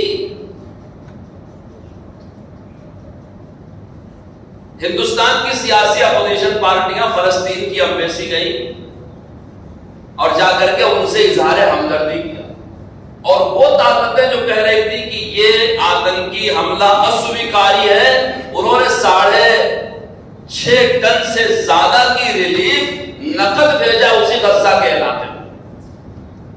چونکہ ہم کو اپنے اکابر سے تعلق کم ہے, ہم چیزوں کا مطالعہ اس انداز سے نہیں کرتے, تو ہم کو ان نقطوں کی شروعات کا پتہ نہیں اور اس کی تاثیر کا بھی پتہ نہیں. عرب ملکوں کے علماء وہ بات نہیں کہہ سکے جو ہندوستان میں ایک بوریے پر بیٹھنے والے نے, ایک فقیر نے کہی. یہی حال ہماری جماعت کا 100 سال سے ہے کہ حضرت شیخ الہند نے جو کہہ دیا دنیا میں پتھر کی لکیر ہو گئی, کوئی اس کو کاٹ نہیں سکتا. شیخ الاسلام نے جو کہہ دیا بس کہہ دیا, جیل جانا پڑا, گرفتار ہونا پڑا, مصیبتیں جھیلنی پڑی, لیکن جو سچ سمجھا تھا وہ کہہ دیا. اس سچ میں اللہ کی نصرت ایسی تھی کہ دنیا کو اس کے سامنے جھکنا پڑا اور ماننا. اب اگر ایسی تنظیم میں ہم شامل نہیں ہوں گے, اپنی ایک الگ سے بنائیں گے. آپ سب کچھ لا سکتے ہیں, شاید پیسہ آپ جمعیت علماء سے زیادہ لے آ سکتے ہیں گجرات میں, آپ علماء بھی اچھے خاصے اکٹھا کر سکتے ہیں, کام بھی کر سکتے ہیں, لیکن یہ نسبتیں کہاں سے لائیں گے؟ جن مخلصین نے جمعیت علماء کی بنیاد رکھی ہے ان اللہ والوں کی تاریخ اور ان کی نسبتیں کہاں سے لائیں گے؟ حضرت شیخ الہند رحمۃ اللہ علیہ اپنے زمانے کے کتنے بڑے انسان تھے. عبدالرحمن الصباح مصر کے عالم تھے, وہ بھی مالٹا میں قید تھے تحریک کے ہی نتیجے میں. انہوں نے اپنی کتاب میں شیخ الہند کا بڑے وقی لفظوں میں تذکرہ کیا. دنیا کے بڑے بڑے ممالک شیخ الہند کی فکر سے متاثر ہوئے, اور شیخ الہند کے بعد اسی راستے پر حضرت مولانا حسین احمد رحمۃ اللہ علیہ چلے. ان کی فکروں سے دنیا کے بڑے آپ لوگوں کو چونکہ وہ مضمون نہیں ہے, ایک قومی نظریہ, 2 قومی نظریہ, جمہوری نظریہ, امداد باہمی, اتفاقات باہمی, ایک آزاد دنیا میں, ایک نئی دنیا میں, اس دنیا میں اسلام اور مسلمانوں کی حفاظت کے لیے کیا اسباب ہو سکتے ہیں, چونکہ ہماری نظریں ان چیزوں کی طرف نہیں ہیں. جو لوگ اس کا گہرائی سے مطالعہ کرتے ہیں وہ حضرت مدنی رحمۃ اللہ علیہ کو بہت بڑا انسان مانتے. مسلمان نہیں, غیر مسلم ڈاکٹریٹ کرنے والے غیر مسلم محققین مولانا مدنی رحمۃ اللہ علیہ کی فکروں کو اس نئی دنیا کے لیے بڑی ہی ذری اور بڑی ہی سنگ میل قسم کی افکار مانتے ہیں. اگر ہم نہیں مانیں, ہم اور تم کیا ہیں؟ جن لوگوں نے نہیں مانا تھا, آپ تاریخ پڑھ کے دیکھ لو ان کا کیا حال ہوا. میں نے ابھی 3 ملکوں کا نام لیا, انہوں نے مسلمانوں کی تنظیم نہیں کیا. نتیجہ اپنے سامنے ہے, کوئی اجتماعی جدوجہد ان ملکوں میں نہیں ہو پا رہی, بالکل نہیں ہو پا رہی. چائنا میں ان کے رحم و کرم پر ہے, میانمار میں ان کے رحم و کرم پہ ہے, تبت میں سب کچھ ختم ہو چکا ہے. اسباب کے درجے میں اگر مالک کھانستا بھی رہے تو چور کو گھر میں داخل ہونے کی ہمت نہیں ہوتی. ہم جمعیت علماء کے پلیٹ فارم سے کیا کر پا رہے ہیں؟ سارے علماء ہی جمعیت علماء میں نہیں ہے 100 سال گزرنے کے بعد. 2-4 کوئی سربراہ مفتی صاحب جیسے اسٹیٹ میں یہاں وہاں ہاتھ لگ گئے ہیں, وہ جمعیت علماء کی طرف سے کام کر رہے ہیں, ورنہ ہم میں سے بہت سے لوگ جمعیت علماء کے کام کو اپنے تقدس اور مقام کے خلاف سمجھتے ہیں. میں ایک نام لیتا ہوں, حضرت مولانا سید ابوالحسن علی میاں ندوی رحمۃ اللہ علیہ. آپ ان کی سوانح پڑھ لیجیے. ان کے سوانح نگار لکھتے ہیں کہ مولانا علی میاں صاحب رحمۃ اللہ علیہ ملک کے معاملے میں جو کچھ بھی تھے جمعیت علماء کے نظریے کے پابند تھے. جی ہمارے بہت سارے لوگ مسلم پرست اللہ سے جڑے ہوئے ہیں اور ایک اجتماعی پلیٹ فارم ہے, ہر فرقے کا مسلمان اس کا ممبر ہے, مگر وہ توازن برقرار نہیں رکھ پاتے. وہ یہ نہیں سمجھ پاتے کہ مسلم پرست اللہ طاقتور جبھی ہوگا جب جمعیت علماء طاقتور ہوگا. گیان وافی کا جو فیصلہ آیا ہے آپ غور کر کے دیکھ لیں, پرست اللہ کی میٹنگ ہماری آفس میں کفایت حال میں بلائی گئی, اور یہی حال تقریباً پرست اللہ کے شروع ہونے سے لے کے آج تک ہے. جب جب پرست اللہ کو افراد کی ضرورت پڑی ہے, تعاون کی ضرورت پڑی ہے, چونکہ بنایا ہمارے اکابر نے, اور آج تک ہمارے اکابر اس کے ذمہ دار ہوتے رہے ہیں، مگر ہمارے ایک عام فارغ کو جب یہ توازن نہیں، اعتدال برقرار نہیں رہتا تو وہ فیصلہ نہیں کر پاتا کہ جمعیت علماء کی کیا قوت ہے، اس کی کیا ترتیب ہے، اس کی کیا تنظیم ہے، وہ کتنا مؤثر ہے اور دوسرے ادارے کتنا مؤثر۔ اس لیے میرے دوستو، ہم اس ملک میں اسلام اور مسلمانوں کی خدمت کے لیے 3 فکروں کو سند دیتے ہیں، 3 فکروں کے پابند ہیں۔ اگر کسی نے تعلیمی کام دارالعلوم کے نظریے سے الگ ہو کر کے کیا، وہ نظریہ کیا ہے؟ دارالعلوم کا نظریہ ہے تعلیم فری ہو، تعلیم سب کے لیے ہو، تعلیم کتاب و سنت کی خدمت کے لیے ہوگی، علم دین ذریعہ معاش نہیں، معاف کیجیے گا، علم دین ذریعہ معاش نہیں۔ علم دین میں لگا ہوا آدمی عزت کی روزی حاصل کرتا ہے، اسے اللہ تعالیٰ دیتا ہے۔ ہم بالکل اپنے لوگ کہتے ہیں مدرسوں میں پڑھنے والوں کا معاش کیا ہوگا، جب ہمارا نظریہ ہی معاش کا نہیں ہے۔ ہم کیا بخاری پیسے کے لیے پڑھاتے ہیں؟ کیا ہم قرآن کے پیسوں کے لیے کرتے ہیں؟ نہیں، یہ دارالعلوم کا نظریہ ہے کہ علم دین ذریعہ معاش بالکل نہیں ہے، اللہ نے پیدا کیا، بھوکا نہیں رکھے گا، دوسرے اسباب اختیار کریں گے اور ہم کو روزی۔ اللہ کا شکر ہے جو لوگ دین سے جڑے ہوئے ہیں ان کی روزی روٹی بڑی وسیع ہوتی ہے، بہت وسیع ہوتی ہے، اللہ تعالیٰ غیب سے نصرت فرماتا ہے ان کی، آپ کسی کو بھی دیکھ لو۔ میں ایک مرتبہ رمضان کے مہینے میں بنگلور سے نکلا لکھنؤ کے لیے، 2 مولوی صاحب بھی تھے، میں نے آگے بڑھ کر کے سلام کیا، وہ ذرا بیچارے کہہ رہے کہ صاحب پہچان گئے، کہنے لگے 2 مہینہ پہلے ٹکٹ لیا تھا اس لیے سستا۔ انہوں نے سوچا کہ ہم چندہ کرنے آئے تھے اور اب جہاز میں جا رہے ہیں لکھنؤ، کہیں معصوم کچھ کہہ نہ دیں، حالانکہ ہم کہتے بیوقوف نہیں، اپنی برادری کو کچھ نہیں کہتے۔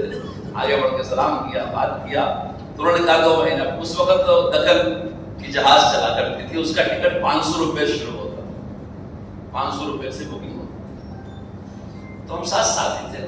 میں نے کہا دیکھو مولوی صاحب، میں آپ کو یہ سب کچھ نہیں کہہ رہا ہوں، رمضان کا مہینہ ہے، آپ ابھی ہم سب سکون سے لکھنؤ پہنچ جائیں گے، میں دوسری بات سوچ رہا ہوں، آپ کے چندے میں کچھ نہیں سوچ رہا ہوں۔ کہنے لگے کیا سوچ رہے ہو؟ میں نے کہا میں سوچ رہا ہوں ہم لوگ کسان گھر میں پیدا ہوتے ہیں، ماں باپ کھیتی باڑی کرتے ہوں گے، مدرسوں کی اکثر آبادی ایسی ہے، چھوٹی موٹی تجارت کرتے ہیں، سینے میں قرآن ہے، علم دین ہے، مدرسے کی نسبت ہے، اچھا کھانا کھاتے ہیں، سفید کپڑا پہنتے ہیں، جہازوں میں گھومتے ہیں، حج عمرے کی سعادت ملتی ہے۔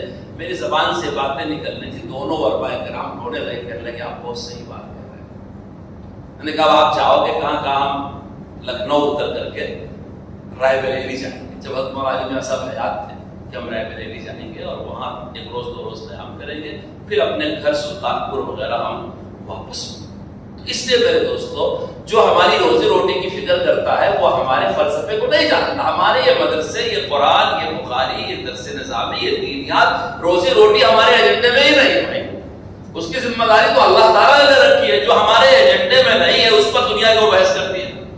یہ دارالعلوم کا نظریہ ہے کہ تعلیم فری ہوگی، سب کے لیے ہوگی، اور اپنے دین کی حفاظت ہم کو خود کرنی ہوگی، یہ اسٹیٹ کی ذمہ داری نہیں ہے۔ ہماری مسجدوں کے لیے تراویح میں قرآن سنانے والے چاہیے، مدرسے پیدا کریں گے، خطیب چاہیے، مدرسے پیدا کریں گے، نائب امام چاہیے، مدرسے پیدا کریں گے، مؤذن چاہیے، مدرسے پیدا کریں گے، مفتی چاہیے، مدرسے پیدا کریں گے، میاں جی چاہیے، مدرسے پیدا کریں گے، مبلغ چاہیے، مدرسے، سب مدرسے پیدا، اور ہم تو پیدا کر رہے ہیں۔ آج کے 60 سال پہلے اتنے حفاظ علماء مفتیان نہیں تھے جتنا دارالعلوم کی تحریک کے بعد پیدا ہو گئے، آپ غور کر کے دیکھیں۔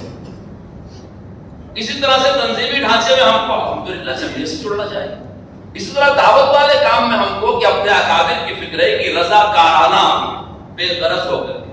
میں اپنے ایک دوست کی بات نقل کرتا ہوں، میرا ان کے ساتھ تھوڑا سا وقت لگا، شیخ کے شاگرد میں تھے، وہ بڑے عالم دین تھے، اللہ کو پیارے ہو گئے۔ کہنے لگے معصوم ہم لوگ کام کیا کریں گے، کام کرنے والے تو دنیا سے چلے گئے، اگر ہم کام کو بگاڑے نہیں تو ہماری بہت بڑی قربانی ہوگی۔ ان کی بات کوئی 25 سال پہلے کی ہے، میں بالکل نوجوان تھا، میرے جی کو بڑی عجیب سے لگی، بات بالکل صحیح کہتے ہیں، کام کرنے والے تو خبروں میں سے کہ ہم کام کو بگاڑے نہیں، یہ ہماری بہت بڑی قربانی ہے۔ تو جو نسبتیں ہم کو من جانب اللہ حاصل ہو گئی ہے، اللہ ہمارے ماں باپ پر رحم کرے، جو دنیا سے گئے ان کے درجات کو بلند کرے، جو زندہ ہے اللہ ان کو صحت سلامتی کے ساتھ باقی رکھے کہ انہوں نے ہم کو ان کاموں میں لگایا۔ اپنے اکابر کی سوانح مطالعہ کریں، ان کے نہج پہ لگیں، جمعیت علماء کو سمجھیں، اس سے قریب آئیں، اس کے کام کو انجام دینے کی کوشش کریں۔ میں ایک پوری بات ابھی شروعات کی کر رہا تھا کہ میرے بارے میں مفتی صاحب نے جب کہا تو بہت سے لوگوں کو ذہن میں نہیں آتا کہ یہ ایک تو شیخ کا تعلق بتا رہے اس کے بارے میں، جمعیت علماء کا تعلق بتا رہے، آج بھی ہردوئی علی گڑھ خانقاہ کا تعلق بتا رہے، ادھر مولانا ارشد صاحب کا جنرل سیکریٹری بتا رہے، یہ ہے کیا جادوگری؟ تو میں آپ کے ذہن میں ڈالنا چاہتا ہوں یہ تنہا میرا تعارف نہیں بلکہ آپ سب کا تعارف ہے۔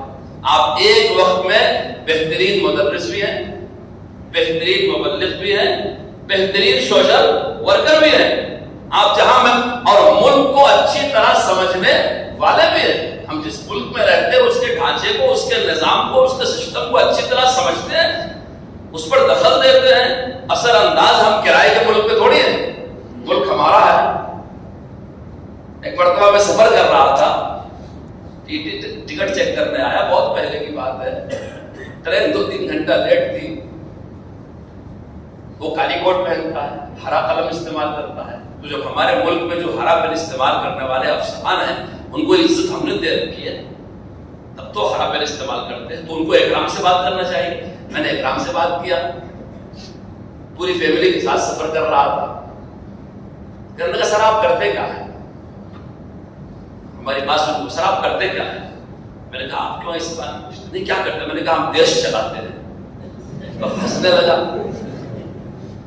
جب آپ دیش چلاتے ہیں تو پھر ہم لوگ کیا کرتے ہیں؟ میں نے کہا سر آپ سے ٹرین بھی نہیں چلائی جاتی، 3 گھنٹہ لیٹ ہے، آپ کچھ کر کے بتائیں۔ بس شرمندہ ہو کر کے ایک دم بیٹھ گیا میں نے سر، پھر بات کرنے لگا اور بڑا احترام کیا، ڈیوٹی پوری ہونے تک چلا گیا۔ تو میٹھی زبان، میری ماں نے سکھایا مجھے شیریں بیانی، میری ماں نے سکھایا مجھے شیریں بیانی، میں اردو نہیں ماں کی زبان بول رہا ہوں۔ آپ جہاں رہیں اگر آپ کی زبان اچھی ہے، آپ کی فکر اچھی ہے، آپ کا حوصلہ اچھا ہے تو دنیا نہیں ہے مرد جفا کش کے لیے تنگ۔ جب آپ اندر سے ڈرے ہوئے ہیں، سہمے ہوئے ہیں، پریشان ہیں، تب تو آپ کو الجھن پیش آنی ہی ہے۔ اگر آپ حوصلے میں ہیں اور دوسروں کی مدد کرنے کا نیچر رکھتے ہیں تو آپ کے لیے دنیا تنگ نہیں۔ اللہ آپ کو ایسی مصیبتوں تکلیفوں سے بچائے جن آفتوں میں ہم لوگ پوچھتے ہیں۔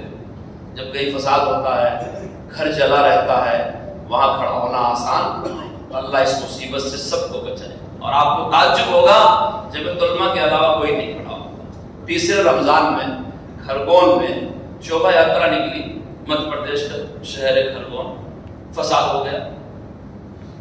صدر محترم کا حکم آیا، میں رمضان میں یکسو ہو جاتا ہوں عبادتوں کے لیے۔ جب شیخ کے یہاں شروع میں جایا کرتا تھا، آپ کے یہاں پرانے لوگ گجراتی شیخ کے یہاں بہت آتے تھے ہوں گے، ولی جابر میں نے فون کیا تھا، وہ ممبئی گئے تھے، اور بھی کئی لوگوں کو۔ تو اس وقت شیخ کے یہاں 6 پارے ہوتے تھے تراویح میں، ایک دن میں 6 پارے، اور روزانہ کی تلاوت کا جب حساب ہوتا تھا، مفتی کفایت اللہ صاحب رحمۃ اللہ علیہ کے صاحبزادگان وغیرہ آیا کرتے تھے، ولی عبدالرشید، تو کس نے 15 پارہ پڑھا، کس نے 10 پارہ پڑھا، مفتی کفایت اللہ صاحب کچھ دن ٹھہرتے تھے۔ تو سارے کام ختم کر کے رمضان قرآن کے ساتھ اپنے بزرگوں کے ساتھ ایک وہ ماحول تھا۔ اب دوبارہ یہ ماحول کہ اپنی تراویح ختم کرنا چاہ رہا تھا اپنے مدرسے میں، 3 پارے والی کی 10 دن میں ہوگی۔ حضرت صدر محترم کا فون آیا، کہاں ہو؟ میں کہا مدرسے میں ہوں۔ کیا کر رہے ہو وہاں؟ جاؤ کھرگون فساد ہوا ہے، نکلو وہاں سے۔ کاٹ ملایا اور میں گھر نکلتا ہوں، 45 ڈگری گرمی، کھرگون اندور گیا، اندور سے کھرگون پہنچا، کرفیو لگا ہوا، 2 گھنٹے کی ڈھیل تھی۔ ہمارے علماء میں بڑا حوصلہ، یہی قوم کام آتی ہے، دوسری قوم نہیں۔ ہم نے لیا مولویوں کو، مولوی دنیا کی عجیب مخلوق ہے، لیا مولویوں کو، تیار ہوئے گئے تو گاڑیوں میں گئے تو روک دیا سب نے۔ ایس پی آیا ہوا تھا، وہ یادو تھا، کہیں سے ٹرانسفر ہو کے آیا تھا۔ جب روک دیا تو ہم سیدھے ایس پی کے آفس پہ ہی چلے گئے۔ اس سے جا کر کے ہم نے کہا کہ آپ رجسٹر دیجئے، ہمارا نام پتہ نوٹ کیجئے، ہم دلی سے آئے ہوئے ہیں۔ تو وہ تو کرفیو لگائے تھے، شہر میں گھومنے نہیں دینا چاہ رہے تھے۔ پھر تھوڑی سی بات چیت کیا، بات چیت کرنے کے بعد آدمی کی حجاب دور ہو جاتا ہے، ایک طرح کی جو دوری ہوتی ختم ہو جاتی ہے۔ تو کہنے لگا کہ آپ گھوم لیجئے، ہم سیکورٹی دیتے ہیں۔ میں نے کوئی حرج نہیں۔ پھر اس نے خود سوچ کر کے کہا کہ اگر آپ سیکورٹی کے ساتھ گھومیں تو یہ سوالیہ نشان ہوگا کہ ملک ابھی شہر میں امن نہیں ہے. آپ بغیر سیکورٹی کے جب گھومیں گے تو اس سے ہمارے کام کو بھی نفع ہوگا. ہم نے اس کو اور ہاں میں ہاں ملا کر کے ذرا اور اس کو اس خیال میں مضبوط کر دیا, تو اس نے ہم کو بغیر سیکورٹی کے گھومنے کا پرمیشن دے دیا کہ آپ چاہیے اور اپنی گاڑیاں لے کے. اس نے کہا کو 1 بجے کے ساتھ ہی ہمارا کرفیو پھر شروع ہو جائے گا, آپ 1 بجے تک کہاں کہاں وزٹ کرنا ہے کر دیجیے. اس نے ہم سے پوچھا آپ کہاں کہاں جائیں گے؟ ہم نے کہا سر وہ جس آدمی کو ایک SP کو بھی کسی نے گولی مار دیا تھا, میں نے کہا اس کے گھر بھی جائیں گے. اور ایک بوڑھی عورت غیر مسلم تھی, اس کو کسی نے مارا, اس کے یہاں بھی جائیں گے. ایک اور تھا, میں نے کہا اس کو بھی دیکھیں گے. اور پھر سب جو ابریز تھا اس کی قبرستان جائیں گے, فاتحہ پڑھیں گے. ہم تو ضرور فاتحہ والے آئے نہیں, ہمارے یہاں تو نیاز فاتحہ ہوتے ہیں, ہم تو تبلیغی جماعت کے لوگ ہیں, دیوبندی لوگ ہیں, نہ ہمارے یہاں سلام ہوتا نہ ہمارے یہاں فاتحہ ہوتا. لیکن اللہ معاف کرے جہاں ضرورت پڑتی ہے تو ہم جھنڈے کے جھاڑ کو بھی اپنا ہی سمجھتے ہیں کہ بھائی اس میں جھنڈا کیوں نہیں چڑھا ہے.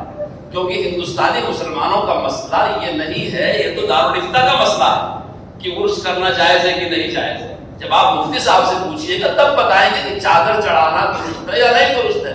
لیکن جب جامعۃ العلماء کے پاس آپ آئیں گے, جامعۃ العلماء یہ دیکھتی ہے کہ یہ قبر ہے, اس پر 10 ایکڑ زمین وقف ہے, اگر یہاں عرس نہیں کیا گیا 10 ایکڑ خرد برد ہو جائے گا. آزادی کے بعد جب ایک بہت بڑا حصہ ہندوستان کا پاکستان چلا گیا تو اجمیر شریف کا عرس فرقہ پرستوں نے روک دیا. آپ کو تعجب ہوگا, اس عرس کو جامعۃ العلماء نے شروع کروایا گیا. 6 رجب کو حضرت خواجہ صاحب رحمۃ اللہ علیہ کی چھٹی ہوتی ہے, سب سے پہلی وہیں شروع ہوتی ہے کارروائی درگاہوں کی. تو جامعۃ العلماء کا کیمپ لگا باقاعدہ, اور وہاں کے جو غیر مسلم تھے وہ بھی قوالی سنتے تھے, سماع کراتے تھے. اب قوالی تو ڈھولک کے ساتھ ہوتی ہے, ہارمونیم کے ساتھ ہوتی ہے. آپ مفتی صاحب سمجھ گئے یہ ناجائز ہے, لیکن اجمیر کے اوقاف بچانے کے لیے جو وہاں کے راجپوت تھے وہ بھی اپنی شان بنانے کے لیے سال میں 1 مرتبہ سماع کیا کرتے تھے, اور وہ بھی امیر خسرو کے کلام پر جھوما کرتے تھے. امیر خسرو کا کلام آدھا فارسی میں آدھا ہندی میں, لیکن راجپوت اسے بھی سمجھتے جھوما کرتے تھے. اتنا اچھا ماحول تھا. تو جمعیت آپ نے کبھی غور نہیں کیا ہوگا, جامعۃ العلماء کبھی فتویٰ نہیں چھاپتی نا. جامعۃ العلماء تو سارے مسلمانوں کی متحدہ جماعت ہے, یہ فقہی اختلاف کی جماعت ہے ہی نہیں. کبھی جامعۃ العلماء فتویٰ نہیں چھاپتی. آپ کو کہتی ہے فتویٰ مفتیوں سے پوچھ لو. جب ضرورت پڑتی ہے جامعۃ العلماء تجویز چھاپتی ہے, ریزولوشن. آپ اندازہ لگاؤ کہ آپ کے اکابر کو بصیرت کتنی تھی, کتنے بڑے علماء ہوتے. اگر مسلمان فتوے کی مخالفت کرے گا تو فتویٰ ایک حکم شرع ہوتا ہے, فتوے کی مخالفت کرے گا تو گنہگار ہوگا. بھائی ریزولوشن کی مخالفت کرے گا گنہگار نہیں ہوگا. غیر ریزولوشن یہ ہے کہ عرس ہونا چاہیے, آپ کا نہیں ہونا چاہیے, جاؤ مخالفت کر لو. ہم سمجھتے ہیں ہونا چاہیے. چنانچہ جامعۃ العلماء نے اجمیر میں عرس کرا دیا اس سال, اور اسی سال کا واقعہ ہے کہ دلی کے سلاطین نے اجمیر کی درگاہ شریف کے لیے چادریں بھیجی, اور آج تک مجبور ہے سرکار بھیجنے پر. کہیں تو سرنگو ہوتے ہیں یہ. اس لیے میرے دوستوں جامعۃ العلماء کا ایک سوچنے کا ایک انداز ہے. میں نے اس لیے کہا کہ میں نے SP کیا کہا کہ مجھے اس شہید کی مزار میں جا کر کے فاتحہ خوانی بھی کرنا. اب جو کچے پکے دیوبندی مولوی ساتھ رہتے ہیں اس میں تو بھائی مفتی صاحب کا لوگ کا فارغ ہوتا ہے, فاتحہ خوانی کر لی ہے. نہیں, اس وقت کا موقع یہی ہوتا ہے کہ اس سے مسلمانوں کو حوصلہ ملتا ہے. جب ہم قبرستان گئے تو پہلی مرتبہ قبرستان میں شہر کے مسلمانوں کو آزادی سے داخل ہونے کا موقع ملا. آپ سے کیا بتائیں, اس کے بعد جب ہم محلوں میں گئے تو لوگ پیر پکڑ کے رونے لگے. کتنی عورتیں بے پردہ, بھوکی پیاسی, کتنے جوان زخمی, کتنے گھروں جلا ہوا, کتنے لوگ لوٹے پیٹے. اگر اس ملک میں جامعۃ العلماء نہ ہو تو ان پریشان حال لوگوں کا ہاتھ کوئی نہیں سن سکتا. 45 ڈگری گرمی تھی, رمضان کا مہینہ تھا, ہم سب روزے سے تھے, لیکن ان کی مصیبت دیکھ کر کے ہم کو اپنا روزہ ہلکا مانا. جب ان کی درد دیکھا, چلی ہوئی دکانیں دیکھا, لٹے ہوئے گھر دیکھے, شادیوں کے لیے کما کے رکھا تھا, کپڑے جلا کر کے پھینک دیے, پھر پرستوں نے, فسادیوں نے, خون کے آنسو نکلنے لگے, کلیجہ چھٹ پڑا. صرف جامعۃ العلماء ایک ایسی جماعت ہے جو یہ سب کر سکتی ہے. اللہ نہ کرے، اللہ نہ کرے، لا سمح اللہ، اگر ایسی نوبت آئی تو جمعیت العلماء ہی کھڑی ہوتی ہے اور کوئی نہیں. میں اس بیوہ عورت تک پہنچا جس کا شوہر شہید ہوا تھا. اس کے پیٹ میں بھی ایک بچہ تھا، گود میں بھی ایک بچہ تھا. میں نے گود کے بچے کو ساتھ دیا. حضرت نے کہا تھا کہ ابلیس کی ماں کو پیسہ دے دینا، اس کی بیوی کو بھی دے دینا. میں نے دے دیا. 5 لاکھ روپے لے کے گیا. اس بچے کی تعلیم تربیت کی ذمہ داری لیا. آج بھی جمعیت العلماء اس کا کام کر رہی ہے، خدمت کر رہی ہے اس کی. پھر الحمدللہ اس مقام کے لوگوں نے، چونکہ ہمارا اتحاد دینی بنیادوں پر ہے، خود غرضی کی بنیادوں پر نہیں. آج بھی مخلصین ہماری جماعت میں، ہماری صفوں میں، ہمارے لوگوں میں موجود ہیں. ہم نے تو 5 لاکھ روپیہ ہی دیا تھا، مگر وہاں کے لوگوں نے اس میں اور پیسہ ملا کر کے اس بیوہ عورت کو مکان فراہم کیا. تو مایوس ہونے کی بھی ضرورت نہیں. ہماری قوم ایک زندہ قوم ہے. ممکن ہے ہم خواص ہیں، علماء ہیں، ہم ڈر رہے ہوں، لیکن قوم بالکل نہیں ڈر رہی. قوم میں بڑا حوصلہ ہے. آپ کہیں ملک میں پھرو تو آپ کی قوم گھبرائی ہوئی نہیں ہے. ضرورت یہ ہے کہ آپ علماء کرام اپنی قوم کی تربیت کرو، قوم کے عقیدے اور اعمال کی فکر کرو، ان کو دنیا کے فکروں سے حفاظت کرو. حضرت مولانا ارشد صاحب دامت برکاتہم تعلیم پر بڑی توجہ دیتے ہیں. ابھی مفتی صاحب نے کہا لڑکیوں کی ابتداء کا مسئلہ ہے مسئلہ. جماعت کے پاس بھی رپورٹ ہے، لیکن ہم لوگ اشاعت فاحشہ پر یقین نہیں رکھتے.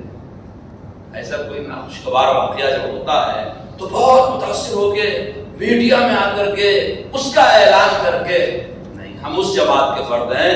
ہم مسلح کی پیٹھ پہ رات کو کھڑے ہو کر کے رونے میں زیادہ یقین رکھتے ہیں، میڈیا میں آ کے اعلان کرنے میں کہ ہم اس پر یقین نہیں کرتے. کس سے کہہ رہے ہیں؟ کس کو کہہ رہے ہیں؟ آپ اپنے اللہ سے کہو بندوبست کرے گا، وہ اس فتنے کو ختم کرے. آپ کے بس میں جتنا ہے آپ کر دو، لیکن میڈیا میں ایسی رپورٹیں شائع کرتے رہنا یہ ہوا یہ ہوا یہ ہوا یہ ہوا یہ ہوا. جمعیت العلماء اس میں کبھی یقین نہیں کرتی. ایسا نہیں کہ جمعیت العلماء بے خبر ہے، سب سے زیادہ باخبر جمعیت العلماء ہے. ہر ضلع کی رجسٹری آفس میں اسپیشل میرج ایکٹ کے تحت لسٹ چھپتی ہے. اس میں لڑکا قیامت کس مذہب کا ہے، لڑکی کس مذہب کی ہے، یہ اعلان اور گزٹ ہوتا ہے. کچھ دنوں کے بعد پھر کورٹ ان کا نکاح اور شادی کرتا ہے. وہاں تک جمعیت العلماء کے ورکروں کی نکاح ہوتی ہے، کس اسٹیٹ میں، کس ڈسٹرکٹ میں، کس آفس میں کیا تصویریں چھپتی ہیں. مگر وہ یقین رکھتے ہیں مسلح پر کھڑے ہو کے دعا کرنے میں اور اس کے اسباب کو روکنے میں. اس مسئلے کو لے کے اگر ہم نے ورگلانا شروع کر دیا تو ایک سیاسی قائد میں اور ایک مذہبی رہنما میں کوئی فرق نہیں رہے. ہمارے درمیان ایک حد فاصلہ ہے. ہم سیاسی قائد نہیں ہیں، ہم لیڈر نہیں ہیں، ہم مذہبی رہنما ہیں، ہم بادشاہوں کے وارث نہیں ہیں، ہم انتقام کی سیاست نہیں برتتے. ہمارے دل میں امت سے اور قوم سے ہمدردی ہوتی ہے. یہ جمعیت العلماء کے کام کرنے کا طریقہ ہے. پورا جسم زخمی ہے، لہو لہان ہے مسلمانوں کا ہر طرف سے، لیکن پھر بھی اس کی روح طاقتور ہے، کیونکہ اس کے ہاتھ میں ایسے اکابر کا دامن ہے جو پوری بصیرت کے ساتھ حالات کو سمجھتے ہیں اور ان حالات کے لیے کیا کیا جائے ان کے پاس حکمت عملی بھی ہے. ہم مایوس اس لیے ہوتے ہیں کہ ہم قریب سے ان فکروں کو نہیں جانتے. اگر ہم کو پتہ چل جائے قریب سے ان فکروں کا تو ہماری مایوسی بھی ختم ہو جائے. قریب آنے کی کوشش کرنا چاہیے. مفتی صاحب نے ایک لفظ ذکر کیا ایکس مسلم کا، بہت بڑا فتنہ ہے، بہت بڑا فتنہ ہے. سب سے پہلے ایران میں علی سینا نام کا ایک شخص پیدا ہوا جس نے اسلام کو ترک کیا سن 2000 میں. ایران کے ساتھ لگا ہے جمہوریہ اسلامیہ ایران. اس کے بعد دوسرا آدمی پیدا ہوا ایک فوزیہ الیاس نام کی عورت، جمہوریہ اسلامیہ پاکستان میں. اس کا شوہر سید گیلانی. یہ عجیب اتفاق ہے کہ 2 جمہوریہ کے ساتھ اسلام لگا ہوا ہے. حالانکہ ایران کا اسلام کیسا آپ خوب جانتے ہیں اور پڑوس کا اسلام کیسا وہ بھی آپ خوب جانتے ہیں، لیکن جن 2 ملکوں کے ساتھ اسلامیہ جمہوریہ لگا ہوا ہے انہی 2 ملکوں سے یہ تحریک شروع ہوئی. پہلا آدمی علی سینا ایران میں پیدا ہوا، دوسری عورت فوزیہ الیاس پاکستان میں پیدا ہوئی. جب ان کی زمین وہاں تنگ ہونے لگی تو ہجرت کر کے یہ فرانس، برطانیہ، امریکہ، کینیڈا دوسرے ملکوں میں چلے گئے. سے کوشش کر کے ہر مرتد کو اپنے سے جوڑنے کی کوشش کریں جو اسلام سے مرتد ہوتے ہیں۔ 2012 سے پہلے مرتد ہونے والوں کی کوئی کمیونٹی نہیں ہوتی۔ آئے دن کی بات ہے، لوگ اپنا مذہب چھوڑتے رہتے ہیں، بدلتے رہتے ہیں۔ ہمارے ملک میں مذہبی آزادی ہے، کوئی کسی مذہب کو بھی اپنا سکتا ہے، مذہبی آزادی ہے، لیکن انہوں نے اسلام دشمن طاقتوں کے زیر سایہ ایک نیا پلیٹ فارم پیدا کرنا چاہا، اس کا نام رکھا ایکس مسلم۔ اب ہندوستان کے جیسے فرقہ پرستی کے حالات میں یہاں کے لوگوں کو بھی ایک پلیٹ فارم ہاتھ لگ گیا، اور ایسے لوگ جو اندر سے اسلام کے دشمن ہیں، کسی دوسرے مذہب کو ماننے والے ہیں، وہ اپنی آئی ڈی چھپا کر کے میڈیا پر آتے ہیں، کہتے ہیں ہم ایکس مسلم۔ کچھ کرسچن ہیں جن کو اسلام سے بغض ہے اور وہ اسلام پر اعتراضات کرتے ہیں، وہ اسی نام سے آتے ہیں، اپنی آئی ڈی چھپا کر کے آتے ہیں کہ ہم ایکس مسلم۔ جب ہم لوگوں نے اس کی تحقیق کیا، رپورٹ کیا، تو یہ کئی طرح کے لوگ ہیں۔ کچھ تو وہ جو دوسرے ملکوں کے ہیں اور فرانس، برطانیہ، کینیڈا کا مقیم ہے، ان ملکوں نے ان کو ایک پلیٹ فارم مان بھی دیا ہے۔ کچھ وہ جو مادیت کی وجہ سے ہر مذہب سے بیزار ہے، یعنی لا مذہب ملید اور دہریہ ہو گئے۔ کچھ وہ لوگ ہیں جو ہندو دھرم کے ہیں لیکن اپنا نام جھوٹا موٹا مسلمانوں جیسا بتا کر کے یہ کہتے ہیں کہ پہلے میں مسلمان تھا، مجھے ان باتوں پر اعتراض ہوا، اور وہ مشہور قرآن کی آیتیں ہیں اور مشہور مسئلے ہیں اور مشہور قصے ہیں جو مستشرقین نے کر رکھا تھا، کچھ نیا نہیں ہے وہی چیز ہے، اس کو توڑ مروڑ کر کے پیش کرتے ہیں۔ یہ 4-5 قسم کے لوگوں نے مل کر کے ایک پیڑ بنایا اور سوشل میڈیا پر کافی ایکٹیو رہتے ہیں، پیشہ ور لوگوں کو اپنے ساتھ رکھتے ہیں۔ ایسا ہی آدمی ان سے بات کرنے آتا ہے جو جواب نہ دے سکے اور سرنڈر ہو جائے۔ یہ سب سے وہ جو مسلمان سوشل میڈیا پر زیادہ جاتے رہتے ہیں، ان کے دل دماغ پر یہ تاثر قائم کرنا چاہتے ہیں کہ اسلام اسی لائق ہے کہ اس کو چھوڑ دیا جائے، اور تمہارے علماء اور تمہارے بزرگوں کے پاس صحیح اسلام نہیں ہے۔ بعض تو اسلام کو ہی برا بھلا مذہب کہتے ہیں، اسلامی کوئی مذہب نہیں، اور بعض کہتے ہیں تمہارے علماء کے پاس جواب دینے کی طاقت نہیں ہے، اور وہ ایسے لوگوں کو لاتے ہیں ڈیبٹ میں بات چیت کرنے کے لیے جس کو واقعی مضمون معلوم نہیں رہتا۔ تو بات ہے جس آدمی کو جو مضمون معلوم ہے وہی اس مضمون کا جواب دے سکتا ہے، اور جسے وہ سبجیکٹ نہیں معلوم ہے اس کا جواب نہیں دے سکتا۔ ہر ٹائم میں اس کے ماہر ہوتے ہیں نا جواب دینے والے۔ کلکتہ میں ایک مرتبہ ایک قادیانی کا انتقال ہو گیا، تو وہاں کے مسلمانوں نے قادیانیوں کو اپنی قبرستان میں دفن کرنے سے روک دیا۔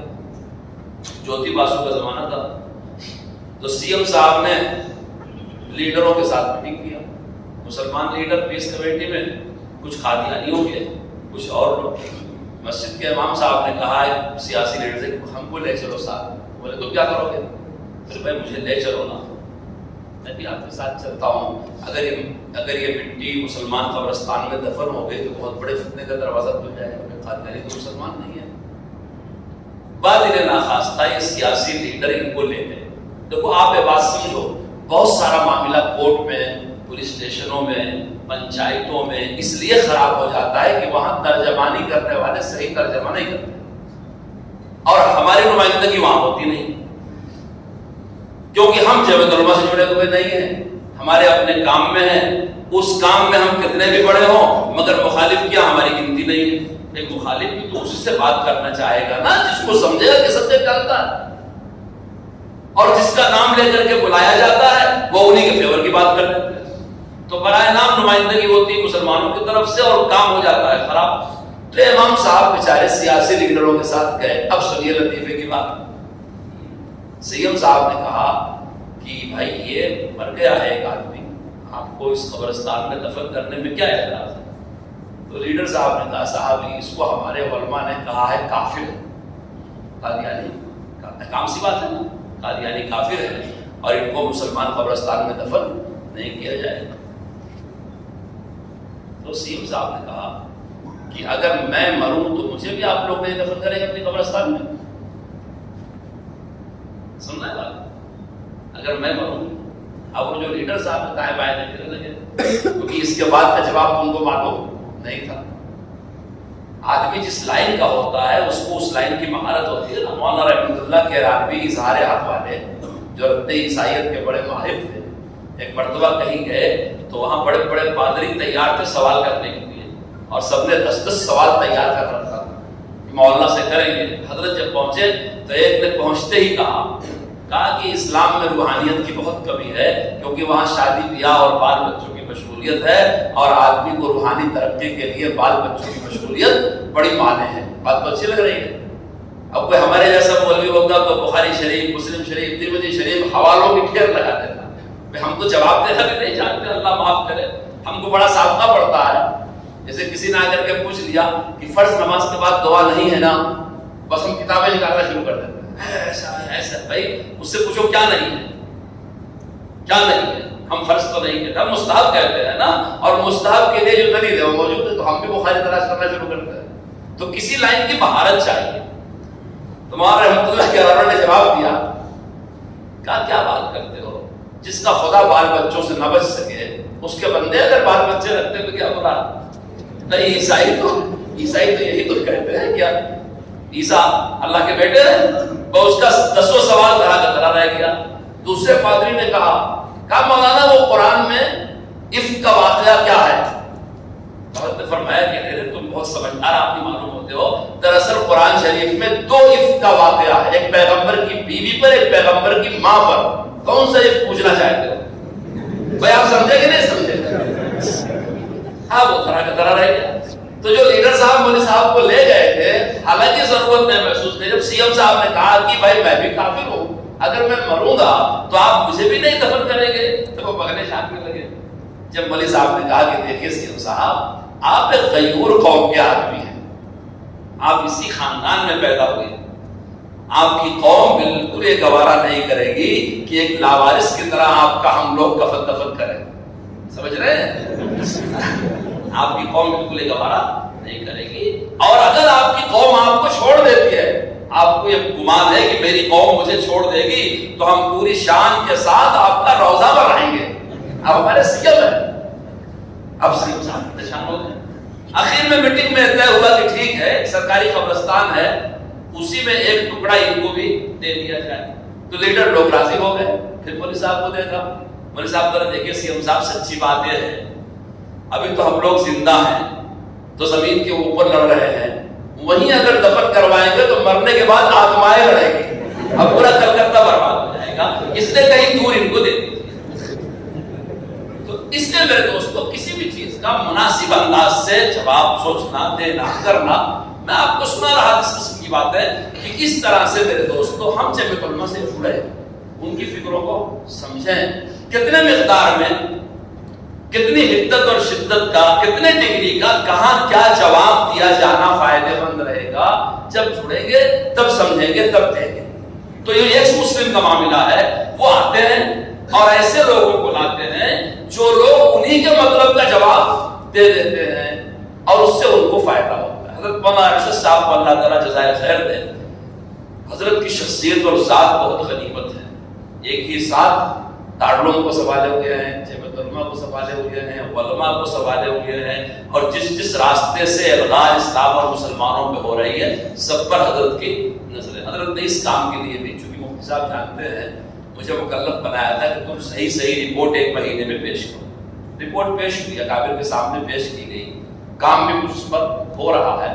بہت زیادہ مایوس اور متاثر ہونے کی ضرورت نہیں ہے، کیونکہ سازش کتنی ہی بڑی ہو، سازش بڑی بودی ہوتی ہے. وَمَكَرُوا وَمَكَرَ اللَّهُ وَاللَّهُ خَيْرُ الْمَاكِرِينَ. کتنی بڑی سازش ہو، سازش کی عمر کوئی زیادہ نہیں ہوتی. شرط ہے کہ ہمارے پاس حکمت عملی ہونی چاہیے. چاہے اس مسلم کا فتنہ ہو، چاہے فرقہ باطلہ کا فتنہ ہو، چاہے ملک کے فرقہ پرستوں کا فتنہ ہو، اگر ہمارے علماء کے پاس کوئی قلیل میعادی یا طویل میعادی لاہے عمل ہے تو وہ حالات پر قابو پا سکتے ہیں. اس وقت کی بڑی مصیبتوں میں سے ایک مصیبت یہ بھی ہے کہ ہر شہر کے علماء کے پاس اپنے شہر کے حالات کا پورا جائزہ نہیں لیتا. آپ غور کر کے دیکھیں. اور الاہم فالاہم کے تحت اس شہر کی ترجیحات کیا ہیں. ہم کو پہلے کیا کرنا چاہیے، بعد میں کیا کرنا چاہیے؟ چونکہ عقلیں مختلف ہیں، علم کی سطح مختلف ہے اور حلقے اثر بھی مختلف ہے، تو سب ایک جگہ بیٹھنے کے عادی نہیں ہوتے۔ جس کے جو سمجھ میں آتا ہے سراج الدولہ کی فوج کی طرح وہ اپنا اپنا چلا جاتا ہے، یہی ہوتا ہے۔ میں نے آپ سے عرض کیا کہ فلسطین میں جہاں جنگ ہو رہی ہے وہ پورا علاقہ خالد بن ولید رضی اللہ تعالیٰ عنہ کا فتح کیا ہوا ہے۔ میڈیا پر غزہ کا ایک مدرسہ نظر آ رہا تھا، مدرسے کا نام تھا خولہ بنت ازور۔ یہ خولہ بنت ازور یہ صحابیہ ہیں، ان کے نام کا مدرسہ ہے، زرار بن ازور کی بہن ہے۔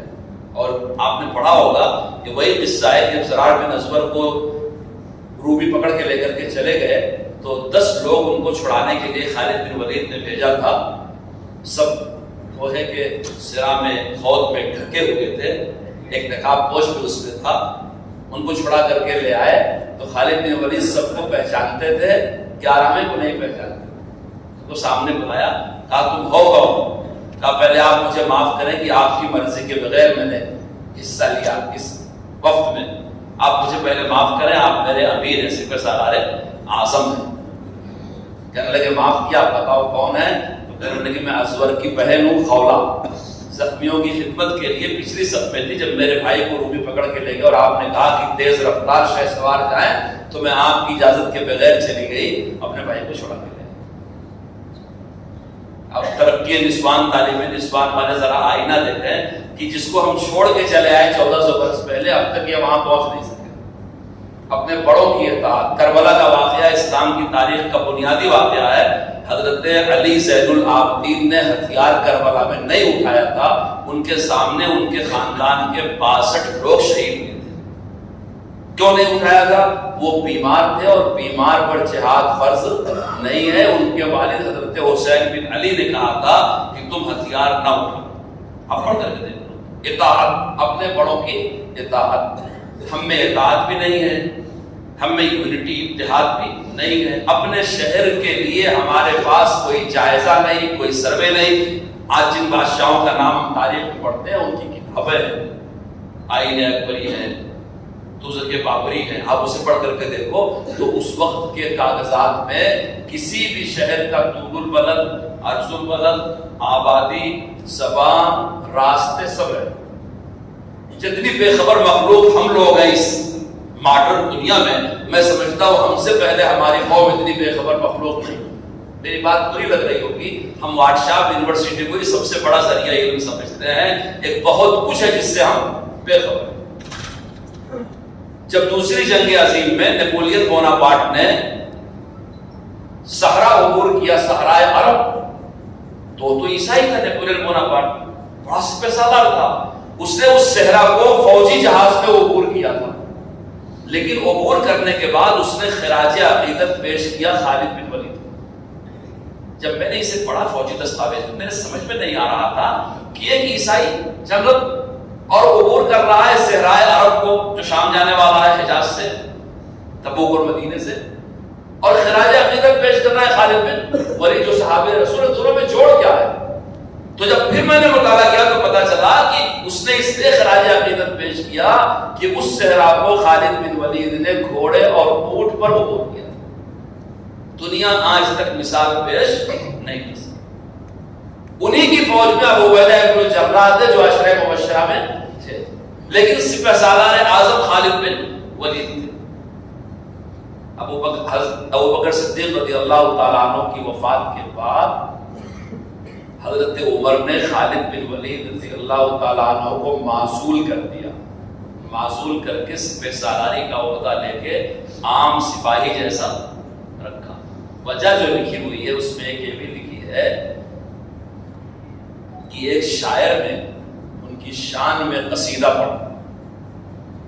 میں آپ سے پوچھتا ہوں، دل پر ہاتھ رکھ کر کے بتائیے، جس کی یہ شان ہو شاعری اس کے سامنے فیل ہے کہ نہیں؟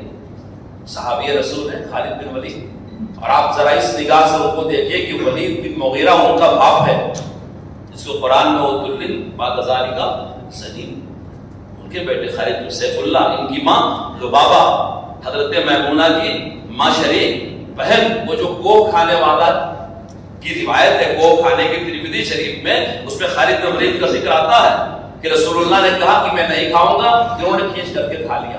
ہم اس میں جھانک کر کے جب دیکھتے ہیں تو رسول اللہ کا گھر ان کی خالہ کا گھر تھا نا، کتنی اونچی نسبتوں کے مالک ہیں یہ۔ آپ سوچو وہ قرآن کی آیتیں کیسے پڑھتے رہے ہوں، کیسے تلاوت کرتے رہے ہوں گے جو ان کے باپ کے بارے میں نازل ہوئی۔ غور کرو، ان کے ایمان کا اندازہ لگاؤ، جرات کا اندازہ لگاؤ، کیا تعریف کے مستحق نہیں ہے؟ کیا ان کی تعریف نہیں ہونی چاہیے تھی؟ اچھا انہوں نے چند سکے دیے تھے، بس چند سکے دیے تھے بس۔ حضرت عمر نے اس پر ڈانٹا، سردرش کیا، کہا اگر بیت المال کا دیا تو غلط استعمال کیا ہے، اور تمہارا دیا تو اسراف کیا ہے۔ آمنا وصدقنا سمعنا واطعنا، معزول ہو گئے۔ جہاں تاریخ شام میں قصہ لکھا ہوا ہے، ایک تابعی کہتے ہیں کہ میں ان کا چہرہ دیکھ رہا تھا، کوئی اثر ان کے چہرے پر نہیں تھا۔ کیوں؟ سپہ سالاری میں عزت نہیں، فرما برداری میں عزت۔ ہماری قوم فرما بردار نہیں۔ اگر ہم صحیح ہو جائیں، ہماری قوم ہماری فرما بردار ہو جائے گی۔ ہم اس کو صحیح صورتحال بتائیں۔ اس کے لیے ضروری ہے، صرف ایک شہر احمد آباد کی بات نہیں کر رہا ہوں، اس وقت ہندوستان کے اکثر شہروں کے علماء کا یہ حال ہے کہ وہ اپنے شہر کے حالات سے بے فکر، دوسرے پر بھروسہ کیے ہوئے ہیں۔ کبھی ایک تحریک آتی ہے ایک نام سے، اس کے شکار ہو جاتے ہیں۔ کبھی ایک تحریک آتی ہے ایک نام سے، اس کے شکار ہو جاتے ہیں۔ کبھی ایک تحریک کبھی ہم نے مطالعہ کر لیا کچھ، تو جمعہ میں ہم نے خطاب شروع کر دیا، وقت کی سب سے اہم ضرورت، تو جمعہ کے بعد ہم خود بھول جاتے ہیں کہ ہم نے شروع مہینے میں اہم ضرورت کس کو کہا۔ ہم جب نبی کے منبر اور محراب پہ کھڑے ہیں تو امت کے باپ جیسے ہم کو ہمارے دلوں میں امت سے ہمدردی ہونی چاہیے، اس لیے ہم بیٹھنے کی عادت ڈالیں۔ آج آپ بیٹھے، مجھے بڑی خوشی ہے، اختلاف رائے کے باوجود، اختلاف مزاج کے باوجود ملی مسائل پر ایک جگہ بیٹھنے کی عادت ڈالیں، بیٹھ کر کے سوچنے کی عادت ڈالیں، سوچ کر کے فیصلے لینے کی عادت ڈالیں، پھر ان فیصلوں کو عملی جامہ پہنانے کے لیے ایک دن میں نہیں ہوتا۔ جیسے ہماری انفرادی زندگی میں ایک روز اور 2 روز ہوتا ہے، ایسے قومی زندگی میں 100 سال اور 50 سال۔ کل میں نے عرض کیا کہ آج ہندوستانی مسلمان اپنے دین کے بارے میں خود کفیل ہے۔ اس کی بنیاد مجد الفسانی رحمۃ اللہ علیہ نے ڈالا تھا۔ اس کو اکبر نے جب دین کو برباد کرنا شروع کیا اور دین الہی بنایا، ہماری حافظ جس مسجد میں، اس کا نام مسجد عبد النبی ہے، عبد النبی شاہ عبد القدوس گنگوہی کے پوتے ہوتے اور وہ اکبر بادشاہ کے بھی استاد تھے۔ مولانا منظور نعمانی نے لکھا ہے کہ اس زمانے میں جو ہدایہ پڑھاتا تھا اس کو 100 بیگھہ کا وقت لکھ کے دیا جاتا تھا حکومت کی طرف سے۔ مجد الفسانی نے اکبر کی گمراہی کے بعد محسوس کر لیا کہ اگر دین کا تعلق شاہی خزانوں سے ہوگا تو مسلمان مٹ جائے گا۔ انہوں نے بڑی آسانی سے ہر دین کو جوڑ دیا غریب مسلمان کی جیب سے۔ جو ہماری مسجدوں میں ڈبے چلتے ہیں اسی زمانے سے، ہماری مسجدوں میں جو خلفائے راشدین کا نام لیا جاتا ہے خطبے میں اسی زمانے سے ہوتا ہے۔ ممبر و محراب پہ جو دیندار آدمی کھڑا ہوتا ہے، سرکار کو نظر انداز کرتے ہیں، اسی دور پر یاد رکھیے۔ اس کی بہت بڑی قیمت ان کو ادا کرنی پڑی کہ ان کو گوالیار کے جیل میں رہنا پڑا، لیکن انہوں نے جب یہ بنیاد ڈالی، آج الحمدللہ دنیا کی واحد قوم ہندوستانی مسلمان ہے جو اپنے سارے دینی کام اپنے بلبوتے پر کرتے ہیں۔ اگر ہم بیٹھیں گے، شہر کے حالات کو سمجھیں گے، حکمت عملی طے کریں گے، لے کر کے چلیں گے، تو ایک دن ہماری قوم کا مستقبل روشن ہوگا، امن ہوگا، سکون ہوگا۔ اسی ملک میں رہنا ہے، یہی پیدا ہو گئے، انہی کے ساتھ رہنا ہے۔ ہمیں دائی قوم ہے، دعوت والا کبھی نفرت کی بات نہیں کر سکتا۔ اس لیے میرے دوستو، فتنے تو بہت ہیں، تقاضے تو بہت ہیں، سب کا ایک جواب ہے، ہر سوال کا ایک جواب، عالم ربانی کا بیدار ہو جانا، عالم ربانی کا پیدا ہو جانا۔ ہم کو خوش ہونا چاہیے، شکر ادا کرنا چاہیے کہ اللہ نے ایسے علماء سے جوڑ رکھا ہے جن کو خلق خدا کہہ رہی ہے کہ عالم ربانی۔ آپ اپنے اکابر کا نام لو، ایک کیا وہ علماء ربانی نہیں تھے؟ ہم ان کے نقش قدم پہ چلیں گے، بیٹھیں گے، اپنے شہر کی، اپنے محلے کی فکر کریں گے، جذبات سے الگ ہو کے، تعصب گروپ بندی سے الگ ہو کر کے ملی قومی دینی مفاد کے تحت بیٹھنے کی عادت ڈالیں گے، سوچنے کی عادت ڈالیں گے، عمل کرنے کی عادت ڈالیں گے. اگر ناکامیاں ہوں گی تو مایوس نہیں ہوں. بہادر وہ نہیں ہے جو جیت جائے. میرے والد نے مجھے بہادری کی تعریف یاد کرائی تھی کہ بہادر وہ ہوتا ہے جو اپنی ناکامیوں کو برداشت کر سکے, جس میں شکست کے قبول کرنے کا حوصلہ ہو, وہ بہادر ہے. فیل ہونے کے بعد چار مینار سے کود کر کے جان دینے والا بہادر نہیں. اس لیے قومی زندگی میں ناکامیاں بھی ہوں گی, پریشانیاں بھی ہوں گی, مخالفتیں بھی ہوں گی, مگر مضبوط کھڑے رہیں گے. آپ جب تاریخ پڑھیں گے اپنے اکابر کی, حضرت خلیل احمد سہارنپوری رحمۃ اللہ علیہ کو نینی جیل میں لے گئے اور بڑی پوچھ گچھ کیا کہ آپ کئی مہینہ حجاز میں رہتے ہیں, برطانیہ حکومت کے خلاف لوگوں کو ورغلاتے ہیں. کہنے لگے میری زبان تو ہندوستانی ہے, ان کی زبان عربی ہے, کیسے ورغلاتے؟ کہا آپ عربی جانتے ہیں؟ کہا ہاں تھوڑا سا جانتا ہوں. کتنی جانتے ہیں؟ کہنے لگے جتنی عرب لوگ ہندی جانتے ہیں ہندوستانی. ہاں نہیں کی عربی مجھے معلوم ہے, نام لا کی ہندی ان کو معلوم ہے, اس سے میرا کام چل جاتا ہے. آپ پڑھو اس چیپٹر کو, حضرت سہارنپوری کی نینی جیل کے حاضری کو پڑھو کہ جب ان کو پیش کیا جاتا تھا جرح کے لیے, کتنے بصیرت افروز جواب ہے. ایک جملہ, ساری باتیں ایک ہی مجلس میں کہہ دینا, ایک وقت کہہ دینا, جذبات میں آ جانے ہمارے بڑوں کا طریقہ نہیں. آپ اندازہ لگاؤ, جب دارالعلوم کی بنیاد رکھی گئی, 6 مہینہ بعد مظاہروں کی بنیاد رکھی گئی, تو ملک کے حالات بہت ہی خراب تھے. لیکن یہ علماء اتنے پختہ اپنی فکروں میں تھے کہ ان دونوں اداروں کو پرورش کر کے آگے بڑھا لے.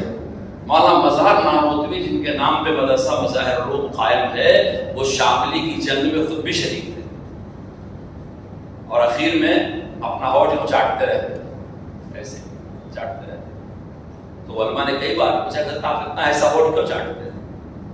یہ مظاہروں کے بانی ہیں, زندگی بھر انگریز ان کو اپنا غداری کی طرح وفادار نہیں مانا کرتے. کئی بار جیل لے گیا, تفتیش ہوئی.